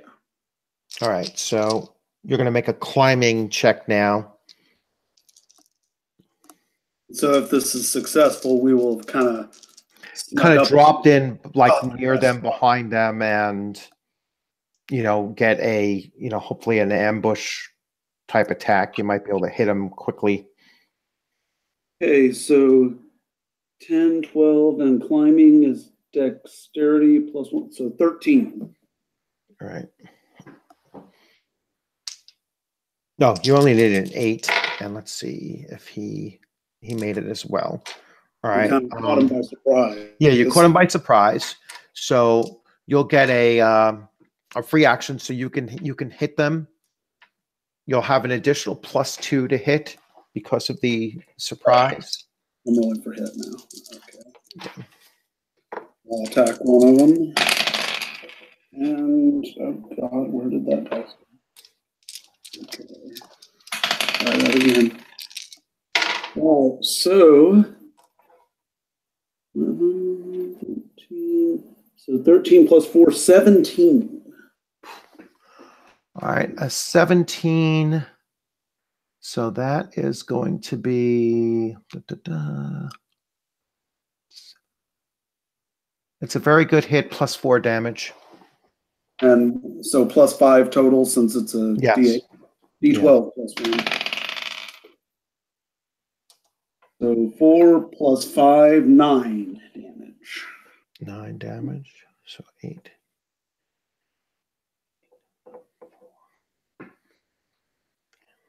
He did. All right. You're going to roll for. Well, actually, I'm going to roll. Let's see if you.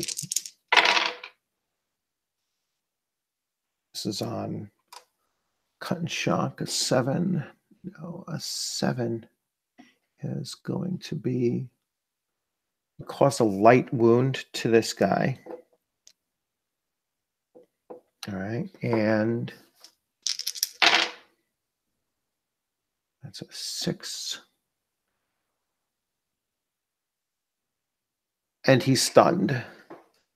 So he's -2 stun. He can't cry out in alarm. Yeah, and let's see. That's no result. A 6. Oh, he's stunned as well. Off. A 6 on this. Oh, he knocked him. Cannot attack. He's -2. Well, you both stunned him, which is pretty good. You both stunned him at least. So now it would be the normal initiative round. So now you'll get your second attack. Basically, we just kind of drop down right in front of them, and they're like, "What? Oh, what? What's going on?"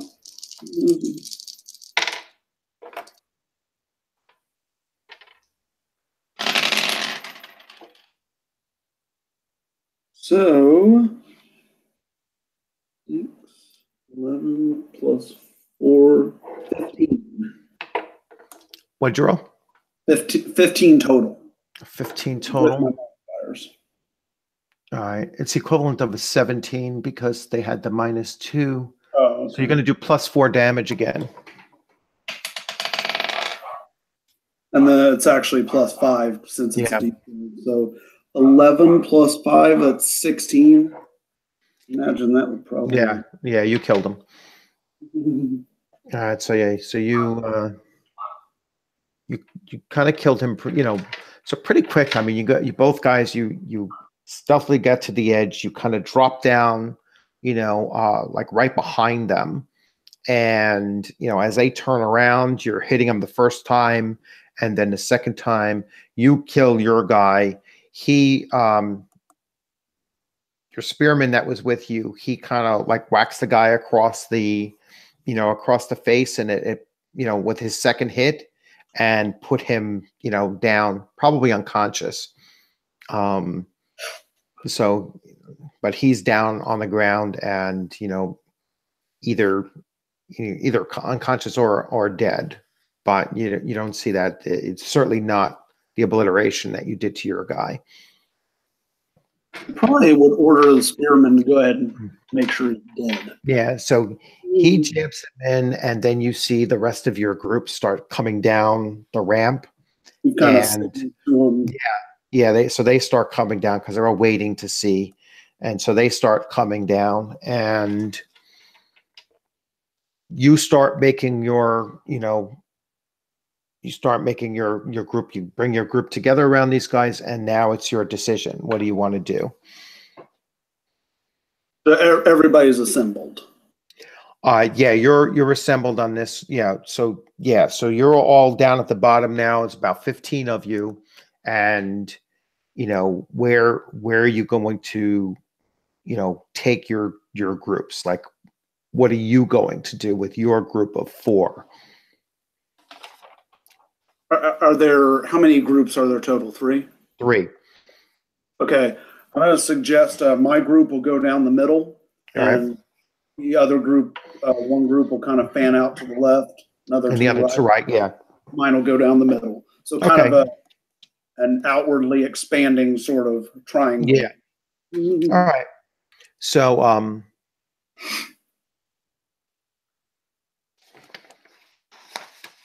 I imagine we'll be taking. So through luck and skill, you have reached the small. All right. So through luck and skill, you have reached the small central plaza of the village, and within a circle of stones, you see a. Let me lay it out this way. So you're kind of slipping past and everything, and it's pretty late at night, and there doesn't seem to be a lot of people around, or they may be in their huts, they may be out there in the wilderness. You're not really quite sure. There doesn't seem to be a lot of people around, and as you're making your way towards the central square plaza, that's what you see. So through your luck and skill, you have reached the small central plaza of the village. And within the circle of stones, you see a bloody altar with a 3-foot tall totem atop that altar. The totem is carved of wood with a wolf's head at the top and runes carved upon the totem. All right. The side of the totem has gaps carved into them large enough to insert a man's hands. Perhaps they're handholds. So you're kind of like looking at this thing, and you could see it. It certainly dominates the vision, of this thing, and you've seen wolf totems before. And that's kind of what it looks like, although, you'd have to make a world lore and then a religious tradition to know very much beyond that. So world lore again.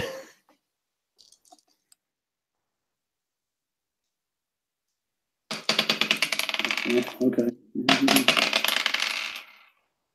Well, 14 minus 4, so a 10. A 10? Okay, so world lore. So wolf totems are not common within these lands, which may explain the alien behaviors of these Thulians. So, like you kind of suspected, like you're familiar enough with this place, to know that, these totems, that this is an area that's more dedicated to ravens. And so those would be the totems that you would generally see, is that. Now your religious lore, you can now make that roll. This is based on charisma. Oh, okay. So that'll also be a -4 total for me. Yeah. But I rolled high, so 10, 13. So that'll be a 9 total. Okay, so that you don't have any other like insight on it.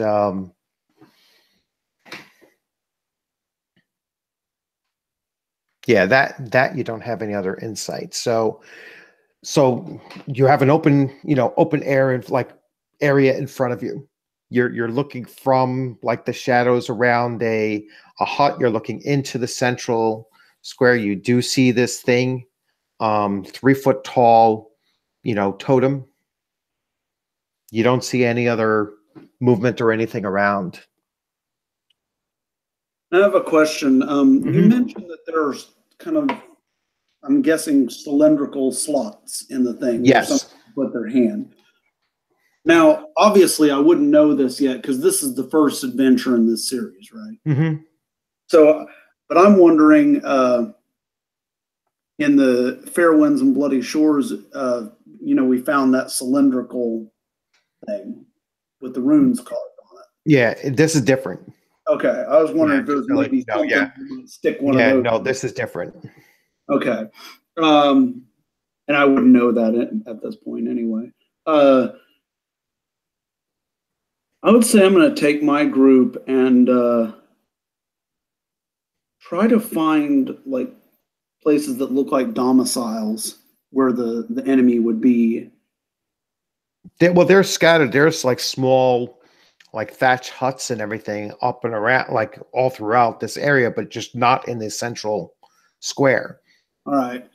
let's make our way to those, and maybe could we start setting them on fire to like really, cause chaos. All right. Just out of nowhere, their little village, just fires are being set. I imagine that would cause panic. Okay. So,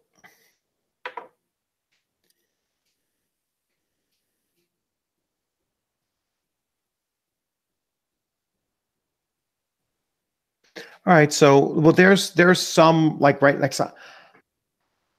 I guess you take the torches that are already there, Yeah. and just start setting fires to the things. Right. All right. You can do that. That's I mean, that's not anything like really difficult to do. Yeah. So you can, light some of these things on fire, and they eventually take.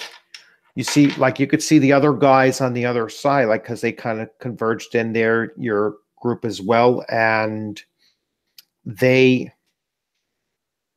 they see what you're doing and lighting a fire. Um, Basically, the goal is for the people inside to be like, "Oh crap, what's going on?" And then as they come out in panic and confusion, then suddenly we set upon them and they're being attacked as well. Okay, so yeah, as they start, as some of the buildings start to, to burn, there is like a general alarm shouted off. Somebody comes running out of, one of the things and starts yelling, and there's some combat starts breaking out amongst the other groups. You're still, over here, like you set fire to like two of the buildings immediately next to you, but it looks like the other groups have engaged more so. I mean, and you still have a straight shot, a clear shot to the altered area, and then or beyond to any of the other sides that you wanted to go to. Hmm. Why don't we try to find the hostages? Because Well, right now you have all kinds of chaos breaking out around you. So that's I was just kind of that's going to be lost in the chaos at this moment. then I mean, you might have very well set fire to the hostage that's things true. too. Let's go aid the groups that are already All right. fighting. So you start running across the central plaza to go to the scrum of the, the main, fighting area there. And as you're running across and coming across the plaza there, suddenly you have an eerie sense that comes over you,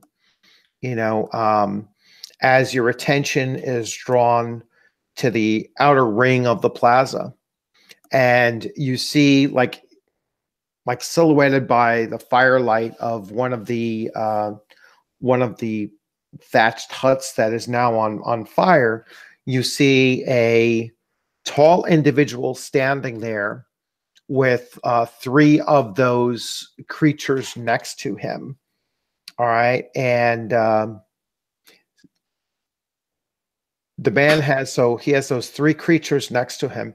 Even in the shifting firelight, and perhaps enhanced by it, the man appears to be alien of the lands of Thule and of great sinister aspect. He is tall and lean. His head is shaved or naturally bald and tattooed. All right. So you're kind of taking all of this in. You can see, you could see him as he's kind of approaching towards the altar, and he's walking very calmly. He's he's got these three things, partly walking on all fours, occasionally on their hind legs, walking bipedal. He just looks at you, and he just grins.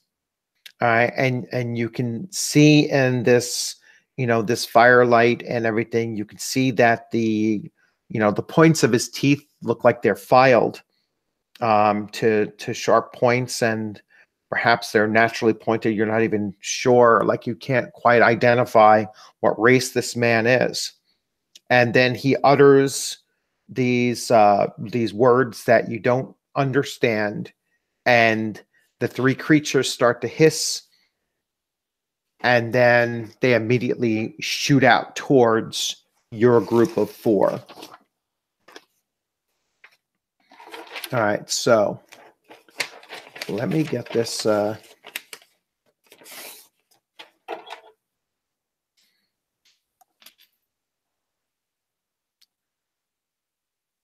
Okay.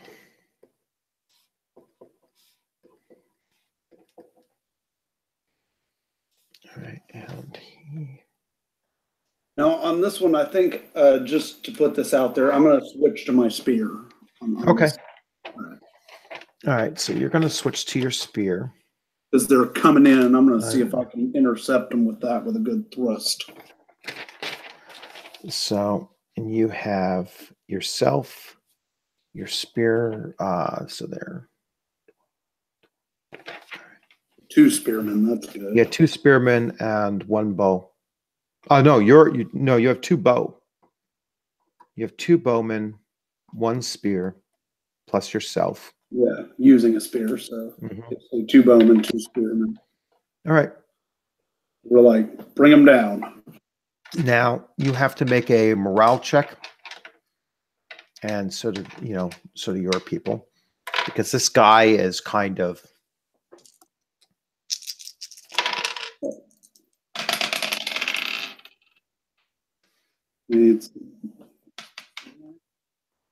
Okay, so 14 for morale on me. A 14? Okay, so let's see.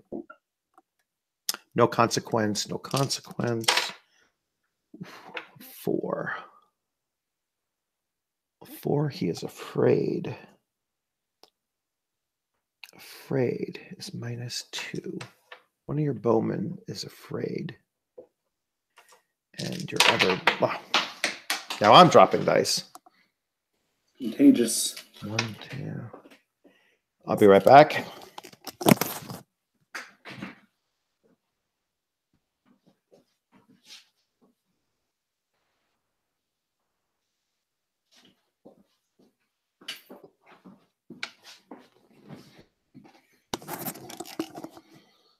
And a 7.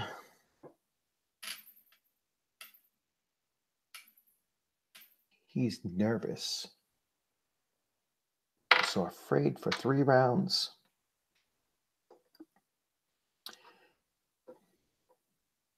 nervous.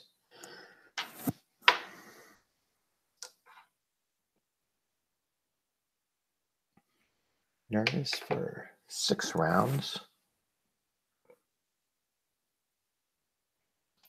Okay. Alrighty. And he's fine. So initiative now.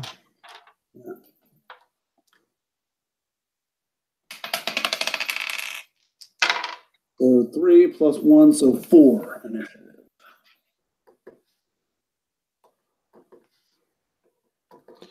Now you get pluses for your spear. You get a +4 for your spear. Is that to hit or initiative? No, that's initiative. So that's your... Okay, so that's 8 then? Total? Yes. All right. That's a good decision to switch to the spear for this one.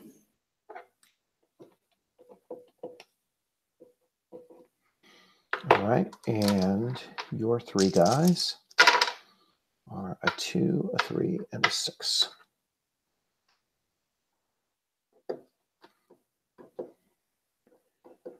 All right, but that 6 is higher. It's really a 12, a 9. So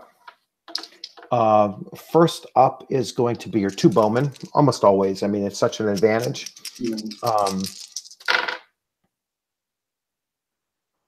13, 6, 9. 9's not going to hit.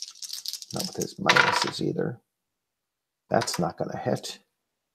So now it is your go. All right.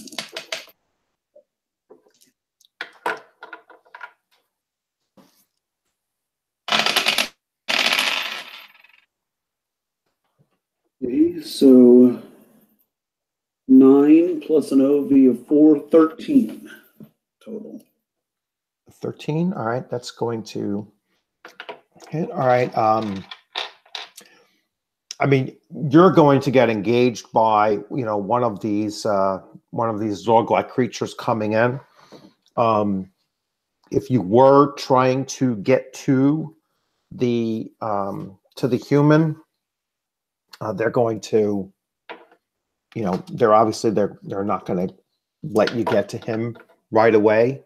So I'm just trying to engage. Yeah. So you engage one of them as they're come charging in. He's standing, you know, to the back. All right. And what quality of hit was the 13? 13 is a regular hit. So no So bonus. that's 8 plus 1.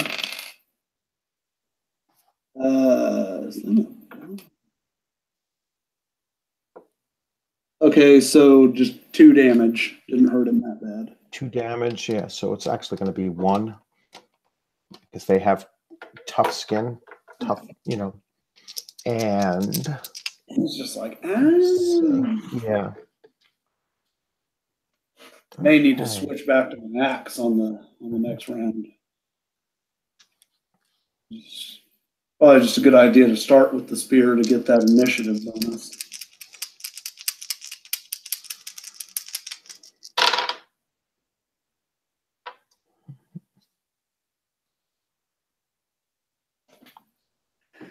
Now,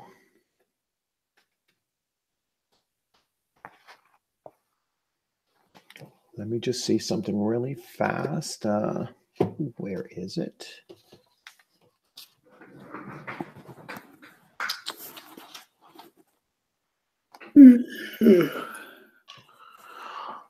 I'm missing one of my books. Let's see. How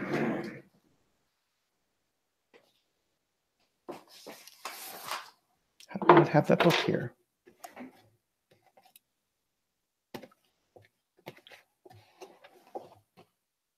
I just look it up here.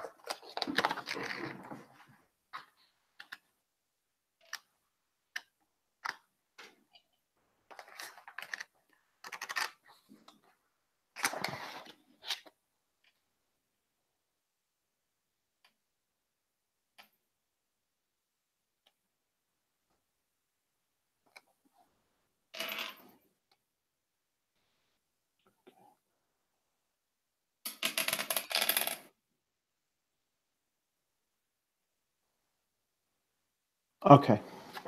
All right.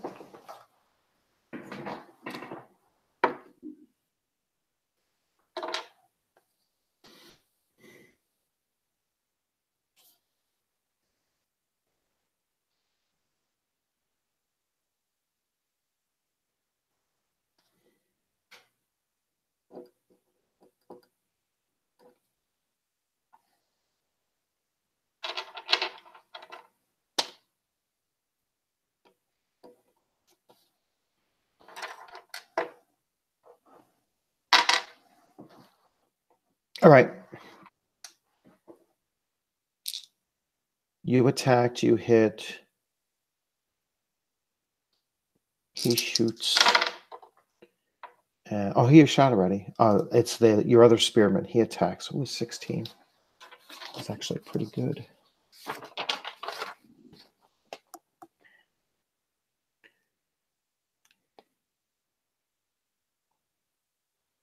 He's going to do +2 damage with his spear.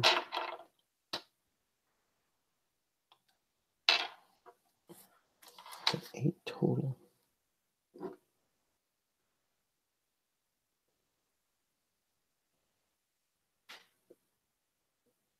Okay. So one of your guys, he hits pretty darn, like with a thrust, he kind of knocks knocks one of the creatures off balance. The guy that was like standing there, he kind of like just says something or does something, does like a slight motion, and you notice one of your archers is just kind of like frozen in place. He's not moving, he's not acting at all. He's just like kind of stuck in place, and he starts to just like topple over, and he hits the ground motionless. All right, and we're initiative now.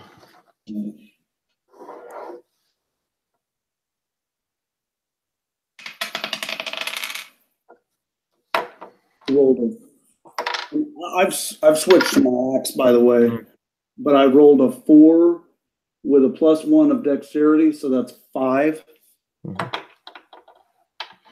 Okay, and they are going to do 5, 4, 4, and 3. All right.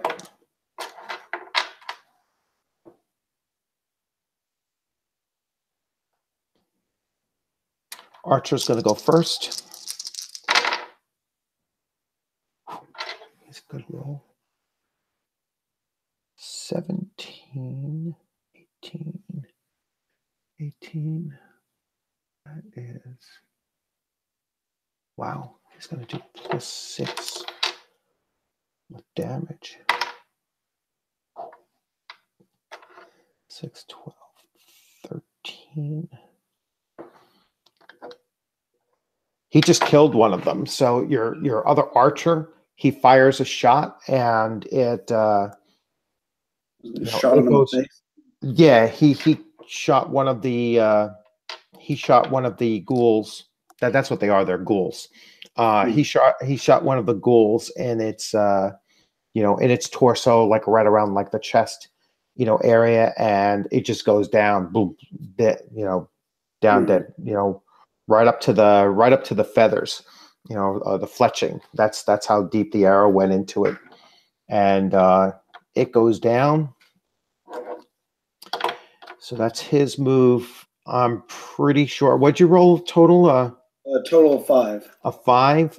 So you're going to go simultaneously with actually the one that you hit. That's who you're fighting, and you're going to go simultaneous with that. So.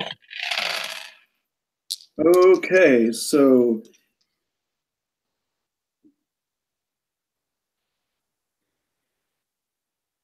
15 total. Okay, so 15 total. That's 2 above. That's a normal hit. Okay. And so I'm using my axe this time, which is a D12 plus 1. That's 5 damage on him. 5 damage. All right, so it is still up. It attacks you. Simultaneous.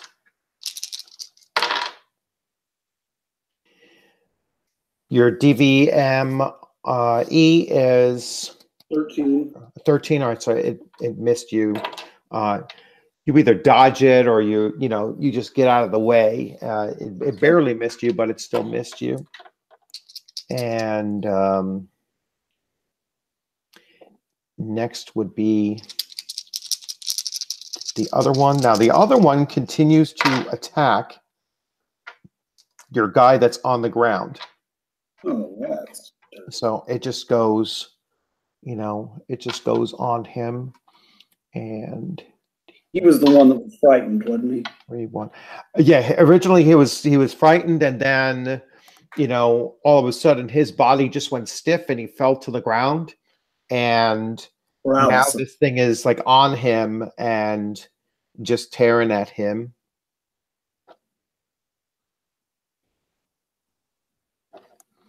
All right, and now we're on to your spearman.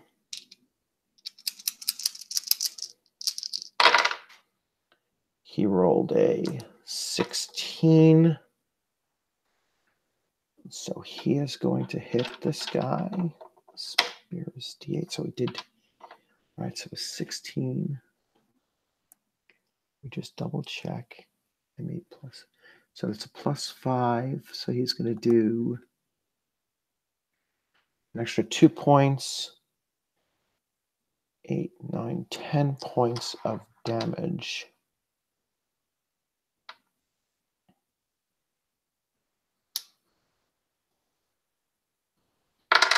So he goes after the one that was like mauling the other guy. So which I would assume somebody would move to stop him. Yeah.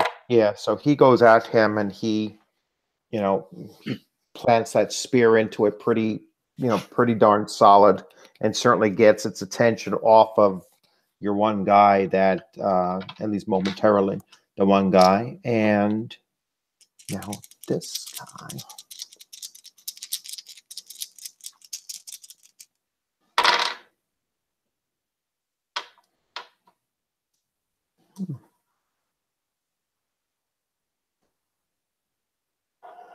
What's your roll? Roll 3d6. And you're going to base this against your intelligence. Okay, so I'll have a +1 modifier. Yes. Okay, so it's 15. Okay. Like you get a sense, like a little bit of like a haziness in your in your mind, like almost like someone's trying to pull your thoughts, and trying to get you to attack the other spearmen, but you just like shake your head and it breaks. Basically, yeah. So yeah, you resisted, what image was being, pressed into your mind, and you've resisted it. And so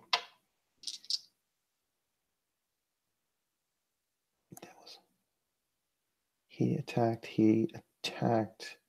It's initiative again. Okay.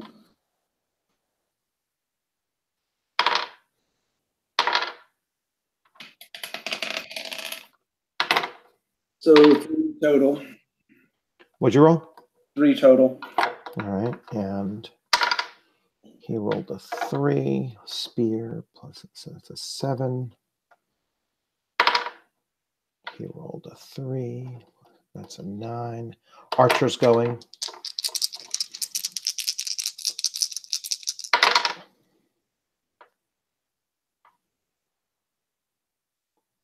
He missed. You notice that your archer took a shot at the at the guy, the Thulian. Yeah, I was and actually and he missed.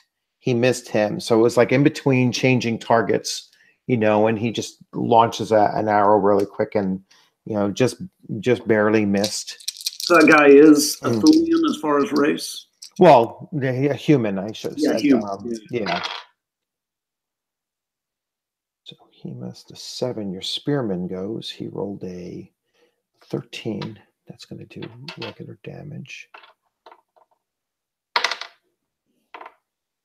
He kills the second one. All right. It is. You rolled a total of a what? 3. A 3. All right. So this one is going to attack. And let's see. Let's see if he attacks you or stays on what he was doing.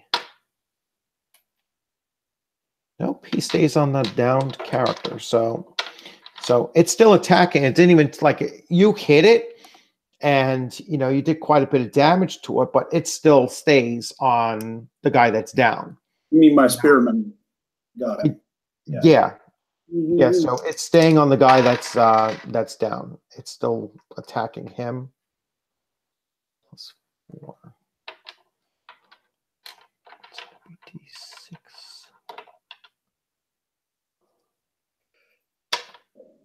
This is a tense fight. Yeah, it mauls that guy. It mauls your paralyzed bowman and just tears him to shreds. Well, now we're really going to be mad. So it is now initiative.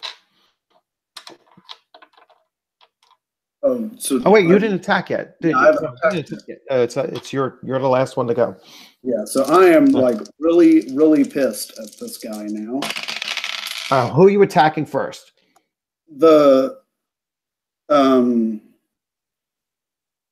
So far I've got a 6, the other one fell off. I'm going to attack the dude. All right. Charge him. All right. Okay, so 6 + 5, that's an 11 plus my OV of 4, 15. I kind of point at him and make this kind of gesture All right, so that's a rather good hit. That's going to be a +1 to damage. Yeah. So I basically kind of make eye contact with him, and I kind of, since I don't know if he speaks my language, before I did it, I kind of went like this, challenge. All right, so you. And then I charged him. And I rolled a 10, and it's D12 +1, and then. So +2 total, so it's 12. Yeah. That's probably a pretty good damage. Yeah, that's. Yeah, that's a pretty brutal. So that is +4. So you have to check for cut and shock. So 3d6. It's 3d6. Your weapon has a modifier. So what's your weapon modifier for cut and shock? Oh, I don't have to look. I think that's page 49. Yeah, it's page 49. Wait, what are you using? The battle axe? Yeah, this is the axe. It doesn't have a modifier for those. Oh yeah, so it's just straight roll. Yeah. So cut 3d6. What'd you roll?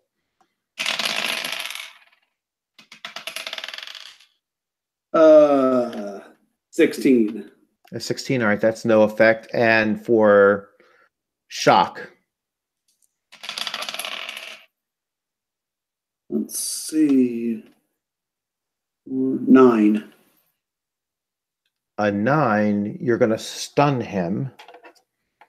All right, you are going to stun him for. He cannot attack. So you stunned him for 1 round, and he cannot attack. All right. Now your bowman is going to Oh no, your bowman fired already. Your other spearman. So your other spearman's going to go at the, at the last of the ghouls.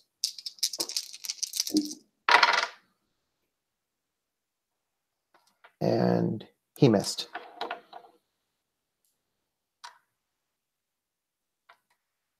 So now it is initiative.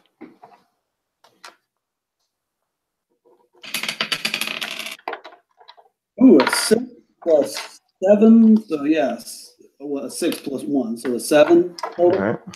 All right. And they rolled a 1 and a 4. So a 1 and a 4. Bowman is going to go first. He's going I can't roll over. He's shooting at those lore checks, but damn it, when it comes time for combat. 8, 9, 10, 11, and 11 is... Oh, he hit him. Just barely hit him, only for 1 point of damage. So that's actually 0. So he finally hit him with the arrow, but the arrow kind of just gets tangled up in the guy's clothing or whatever, and doesn't seem to have done anything to him. It's your go. And I'm sticking with my axe. Basically, would the rule be on that, like that I would need to declare it kind of ahead of time if I was switching weapons? Yes, yeah, that's and it's not like an instantaneous, there's kind of have to, and then it's not, that's something that we'll think about and consider, especially since you're not switching one-handed weapon for another one-handed weapon. You're going from a two-hander to a two-hander. Unless you're just throwing your axe to the ground and drawing the other one, then there's the whole process of picking up the axe again. So like that first time when I switched, I had kind of declared it ahead of time. It's just a different thing as far as switching. I would say switching to a two-handed weapon is not going to be, well, I'm going to put it on my back, I'm going to take out the other one, it's got to be, it's got to be something that's going to take an action round to change, unless you're just discarding it. Yeah. Before the round begins. Yeah. So it's an 11, 13 plus 4, so 17. All right. And so really it's going to be the equivalent of a 19 because he's at -2 because he's stunned. Okay. So that would make it, that's an exceptional hit. You're going to do +8. So total +9 with the 12. So probably going to kill him. Unless I roll like 1. No, you're going to kill him regardless. So 13 damage. Yeah, you're going to kill him regardless. Yeah. So he's, well, you get a lot of headshots. You like hitting in the head. It's because of all these zombie movies. Yeah. Caution. Yeah. So you blasted this guy in the head, and it's just the one ghoulie left. You might say that I took out the source. Yeah, 13 and 5, 6. He just killed that one, just barely, actually. So situation's under control. And then the rest of the battle. So you just killed this guy, and the rest of the groups now have finally made their way into, this, circular, plaza. And so now you have this, so now you have these three dead corpses. So, and the fourth, the guy here. So you start to examine them. You secure the place, and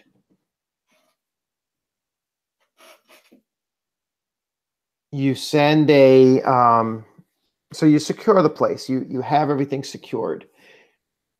as your guys start milling about and everything, there are still a few more stragglers and everything that they take care of, and you're still in the central area now. You're looking at these, these three dead, these three dead creatures, and you're looking at this guy.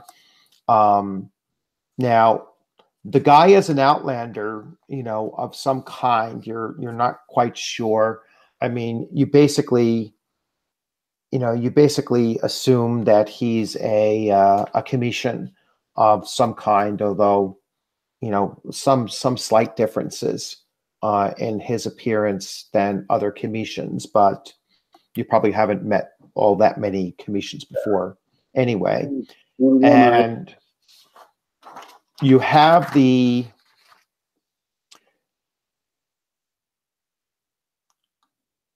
so you secured the area, and so now you have the time to actually look at the look over the guy's body. So you're looking over the guy's body, and you can see that he too has one of those amulets that like that you saw the other guy wearing, just a little bit more more intricate than the other ones. And you notice that it has those larger stones, and they're so they're larger, more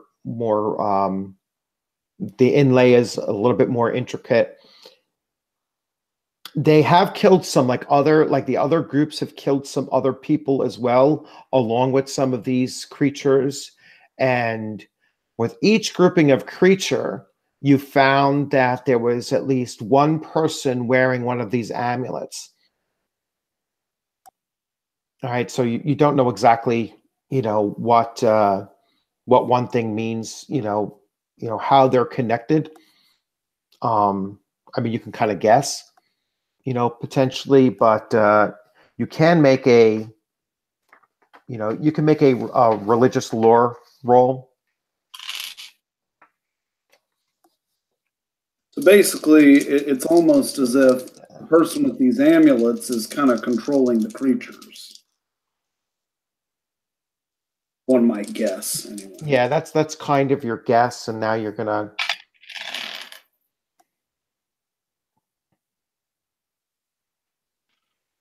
That was cool. So religious tradition is charisma -4 for me. Right. So 12, 14, so 10. All right.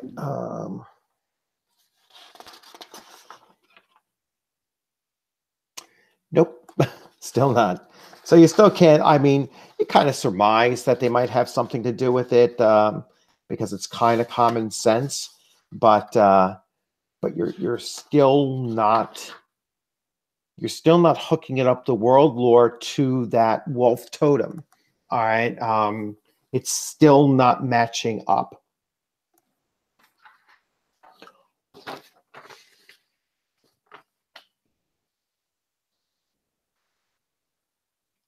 So as things start to settle down, your group has secured the place. One of the secured the village. You have come across at least some of the missing people. So some of the missing people, you come across about 10, 12 people that were being held, confined in one of the buildings that they had constructed. Luckily, that we didn't set on fire. Yeah, not one of the ones that you set on fire. I won't be that cruel to you. And I mean, you still have this this totem in the center of the plaza that you really like. It's not until like the next morning. So now it's the next morning. You guys have secured this village, and some of the outriders had gone at outrunners. They had run out to alert the rest, of the group to come, to this location. So he sent out a group of 4 people to run out and make, do haste to get the rest here. So it's the next morning. You're sitting in the, in the plaza, and anything you're going to, do with this totem, you're going to take a good look at it. You're going to. Yeah, I am thinking, could I use my training in crafts to construct like a sort of cart that we could bring this thing back to the Jarl and his. You haven't even touched it yet, so you don't know like anything about it. Then It's let me a carved wooden, it's a carved wooden totem, very common to totems that you've seen. It's about 3 feet tall. It appears to have handholds. Yeah, let me examine it more closely. All right. So how are you actually examining it? What are you doing? Just, kind of moving around it, looking at it closely, kind of lightly touching it with my hand. So you touch it, nothing happens, no flash of light, you don't get struck by lightning or anything. You touch the, you touch it. It appears to be, a carved wooden totem. You shift it around a little bit. The only thing that's kind of, it does seem to be denser and heavier than, a totem. And this is where your crafting, ability kind of comes in, that it does seem to be a little bit strange that it seems to be heavier than it should be if it's made out of wood. Okay. So again, not to, overreach my bounds. I just suggest to our leader, because I know I'm not the leader of the whole party, that perhaps I can try to construct a cart of some sort, and it's not that heavy. You don't need a cart. Oh. It's just heavier than what it should be, but it's not. Okay. It's something that a strong bodied person can backpack it. Basically, it probably weighs about 60 pounds. All right. But for a wooden carved statue, it kind of, or totem, it kind of weighs more than it should. Well, my suggestion is that we take it back to the village, to the city, and have. I'm sure he's got, druids or sorcerers or people with more world lore than us. Yeah, that can examine this thing. All right. So, and that's basically what you do. You do bring it back to, you do bring it back to the original location where you started from, and you don't really experience any other issues. You kind of loot the place that you were in. You take the amulets, you take the, whatever you think is going to be of possible interest for them to investigate it, and you get back to your, village, or you get back to the village where you started from. And I mean, if you do cart anything, you're going to cart the, the corpses of these creatures, or at least one of them. You're going to cart the corpse of the, the sorcerer that you guys killed. And you could always put the totem in that if you don't want to actually carry it, but it's going to be kind of hard to get that cart over those, things, unless you traverse it by, a pretty long, direction, further. So, but anyway, that's just minutia. You get back, you're back in the town, and they start inspecting it. The town elders start looking at it. The tribal Bashante, which is kind of like their religious man, he's examining the totem, and at one point the Earl invites you in to their private council chambers, and the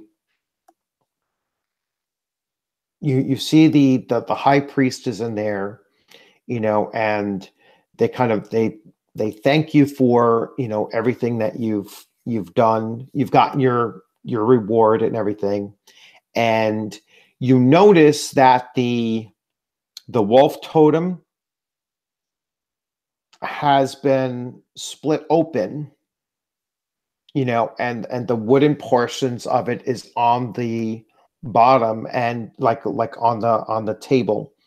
And what appears to have been contained in it is a stone cylinder type object with carvings on it. And the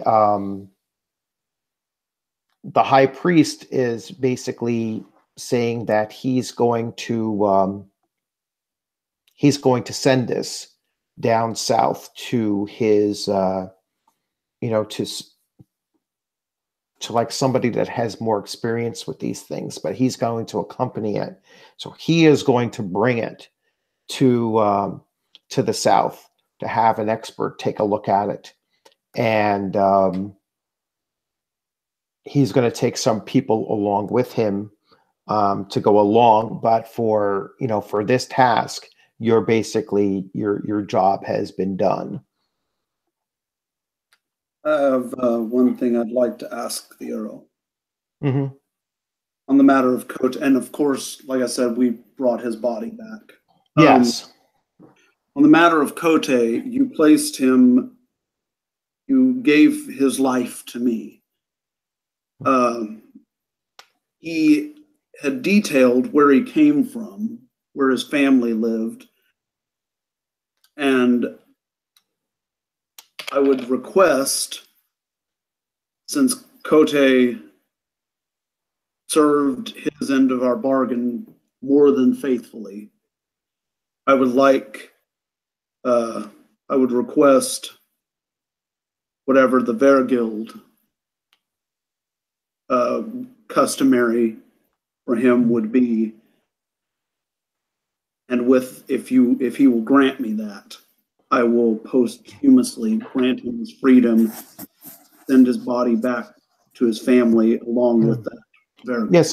So his family is actually, you know, was from the south as well, and since they're, you know, this is a port town, so they're always, you know, trading back and forth, and you can bring his remains down to you know, down to Stem Sound, which is where his family was originally, you know, from, and then you could perhaps find, you know, some relatives or something down there.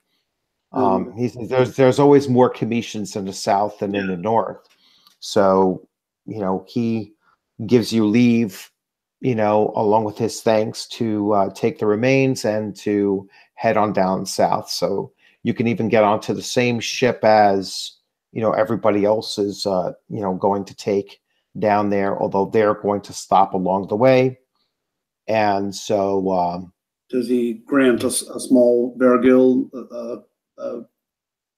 like the price of? yeah, you're gonna, yeah. So you'll get the, you know, you'll get the rewards, the mission rewards. You'll get the share that that Khote was going to receive, and you could decide whether you give that to his family or keep it for yourself. I mean, he was essentially your thrall. Anything Khote gets will go to his family. Yeah. All right. So we're going to leave it at that, and, you know,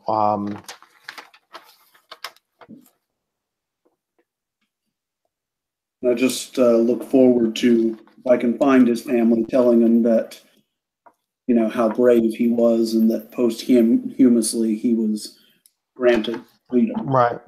So wrapping it up, the experience amount would be 550. So for the entire quest, I think, yeah, 550 total. So this whole adventure total is about 1,100 experience points. Okay, so it's 550 plus the 450 from last night that you had last time, right? So okay.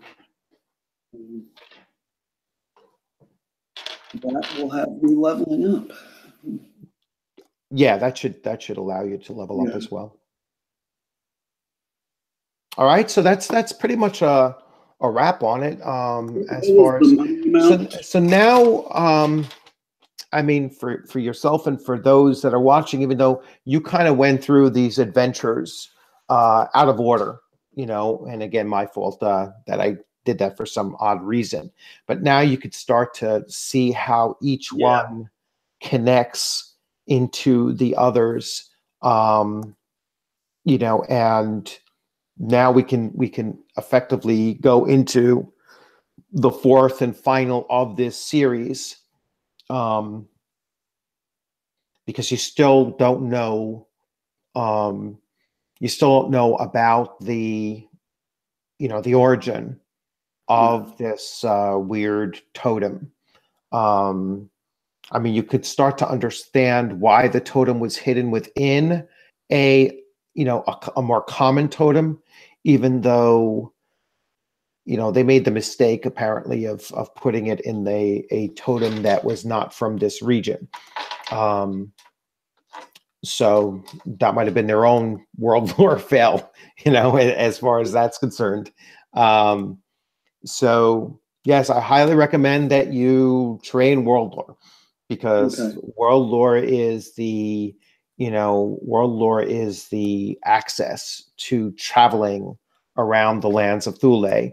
You know, it's one of my most common, you know, called upon skills, because it's almost every interaction. So, you know, there's a couple gaps in MYFAROG's skill, you know, system. Like you kind of try to see, well, where will this fit more appropriately?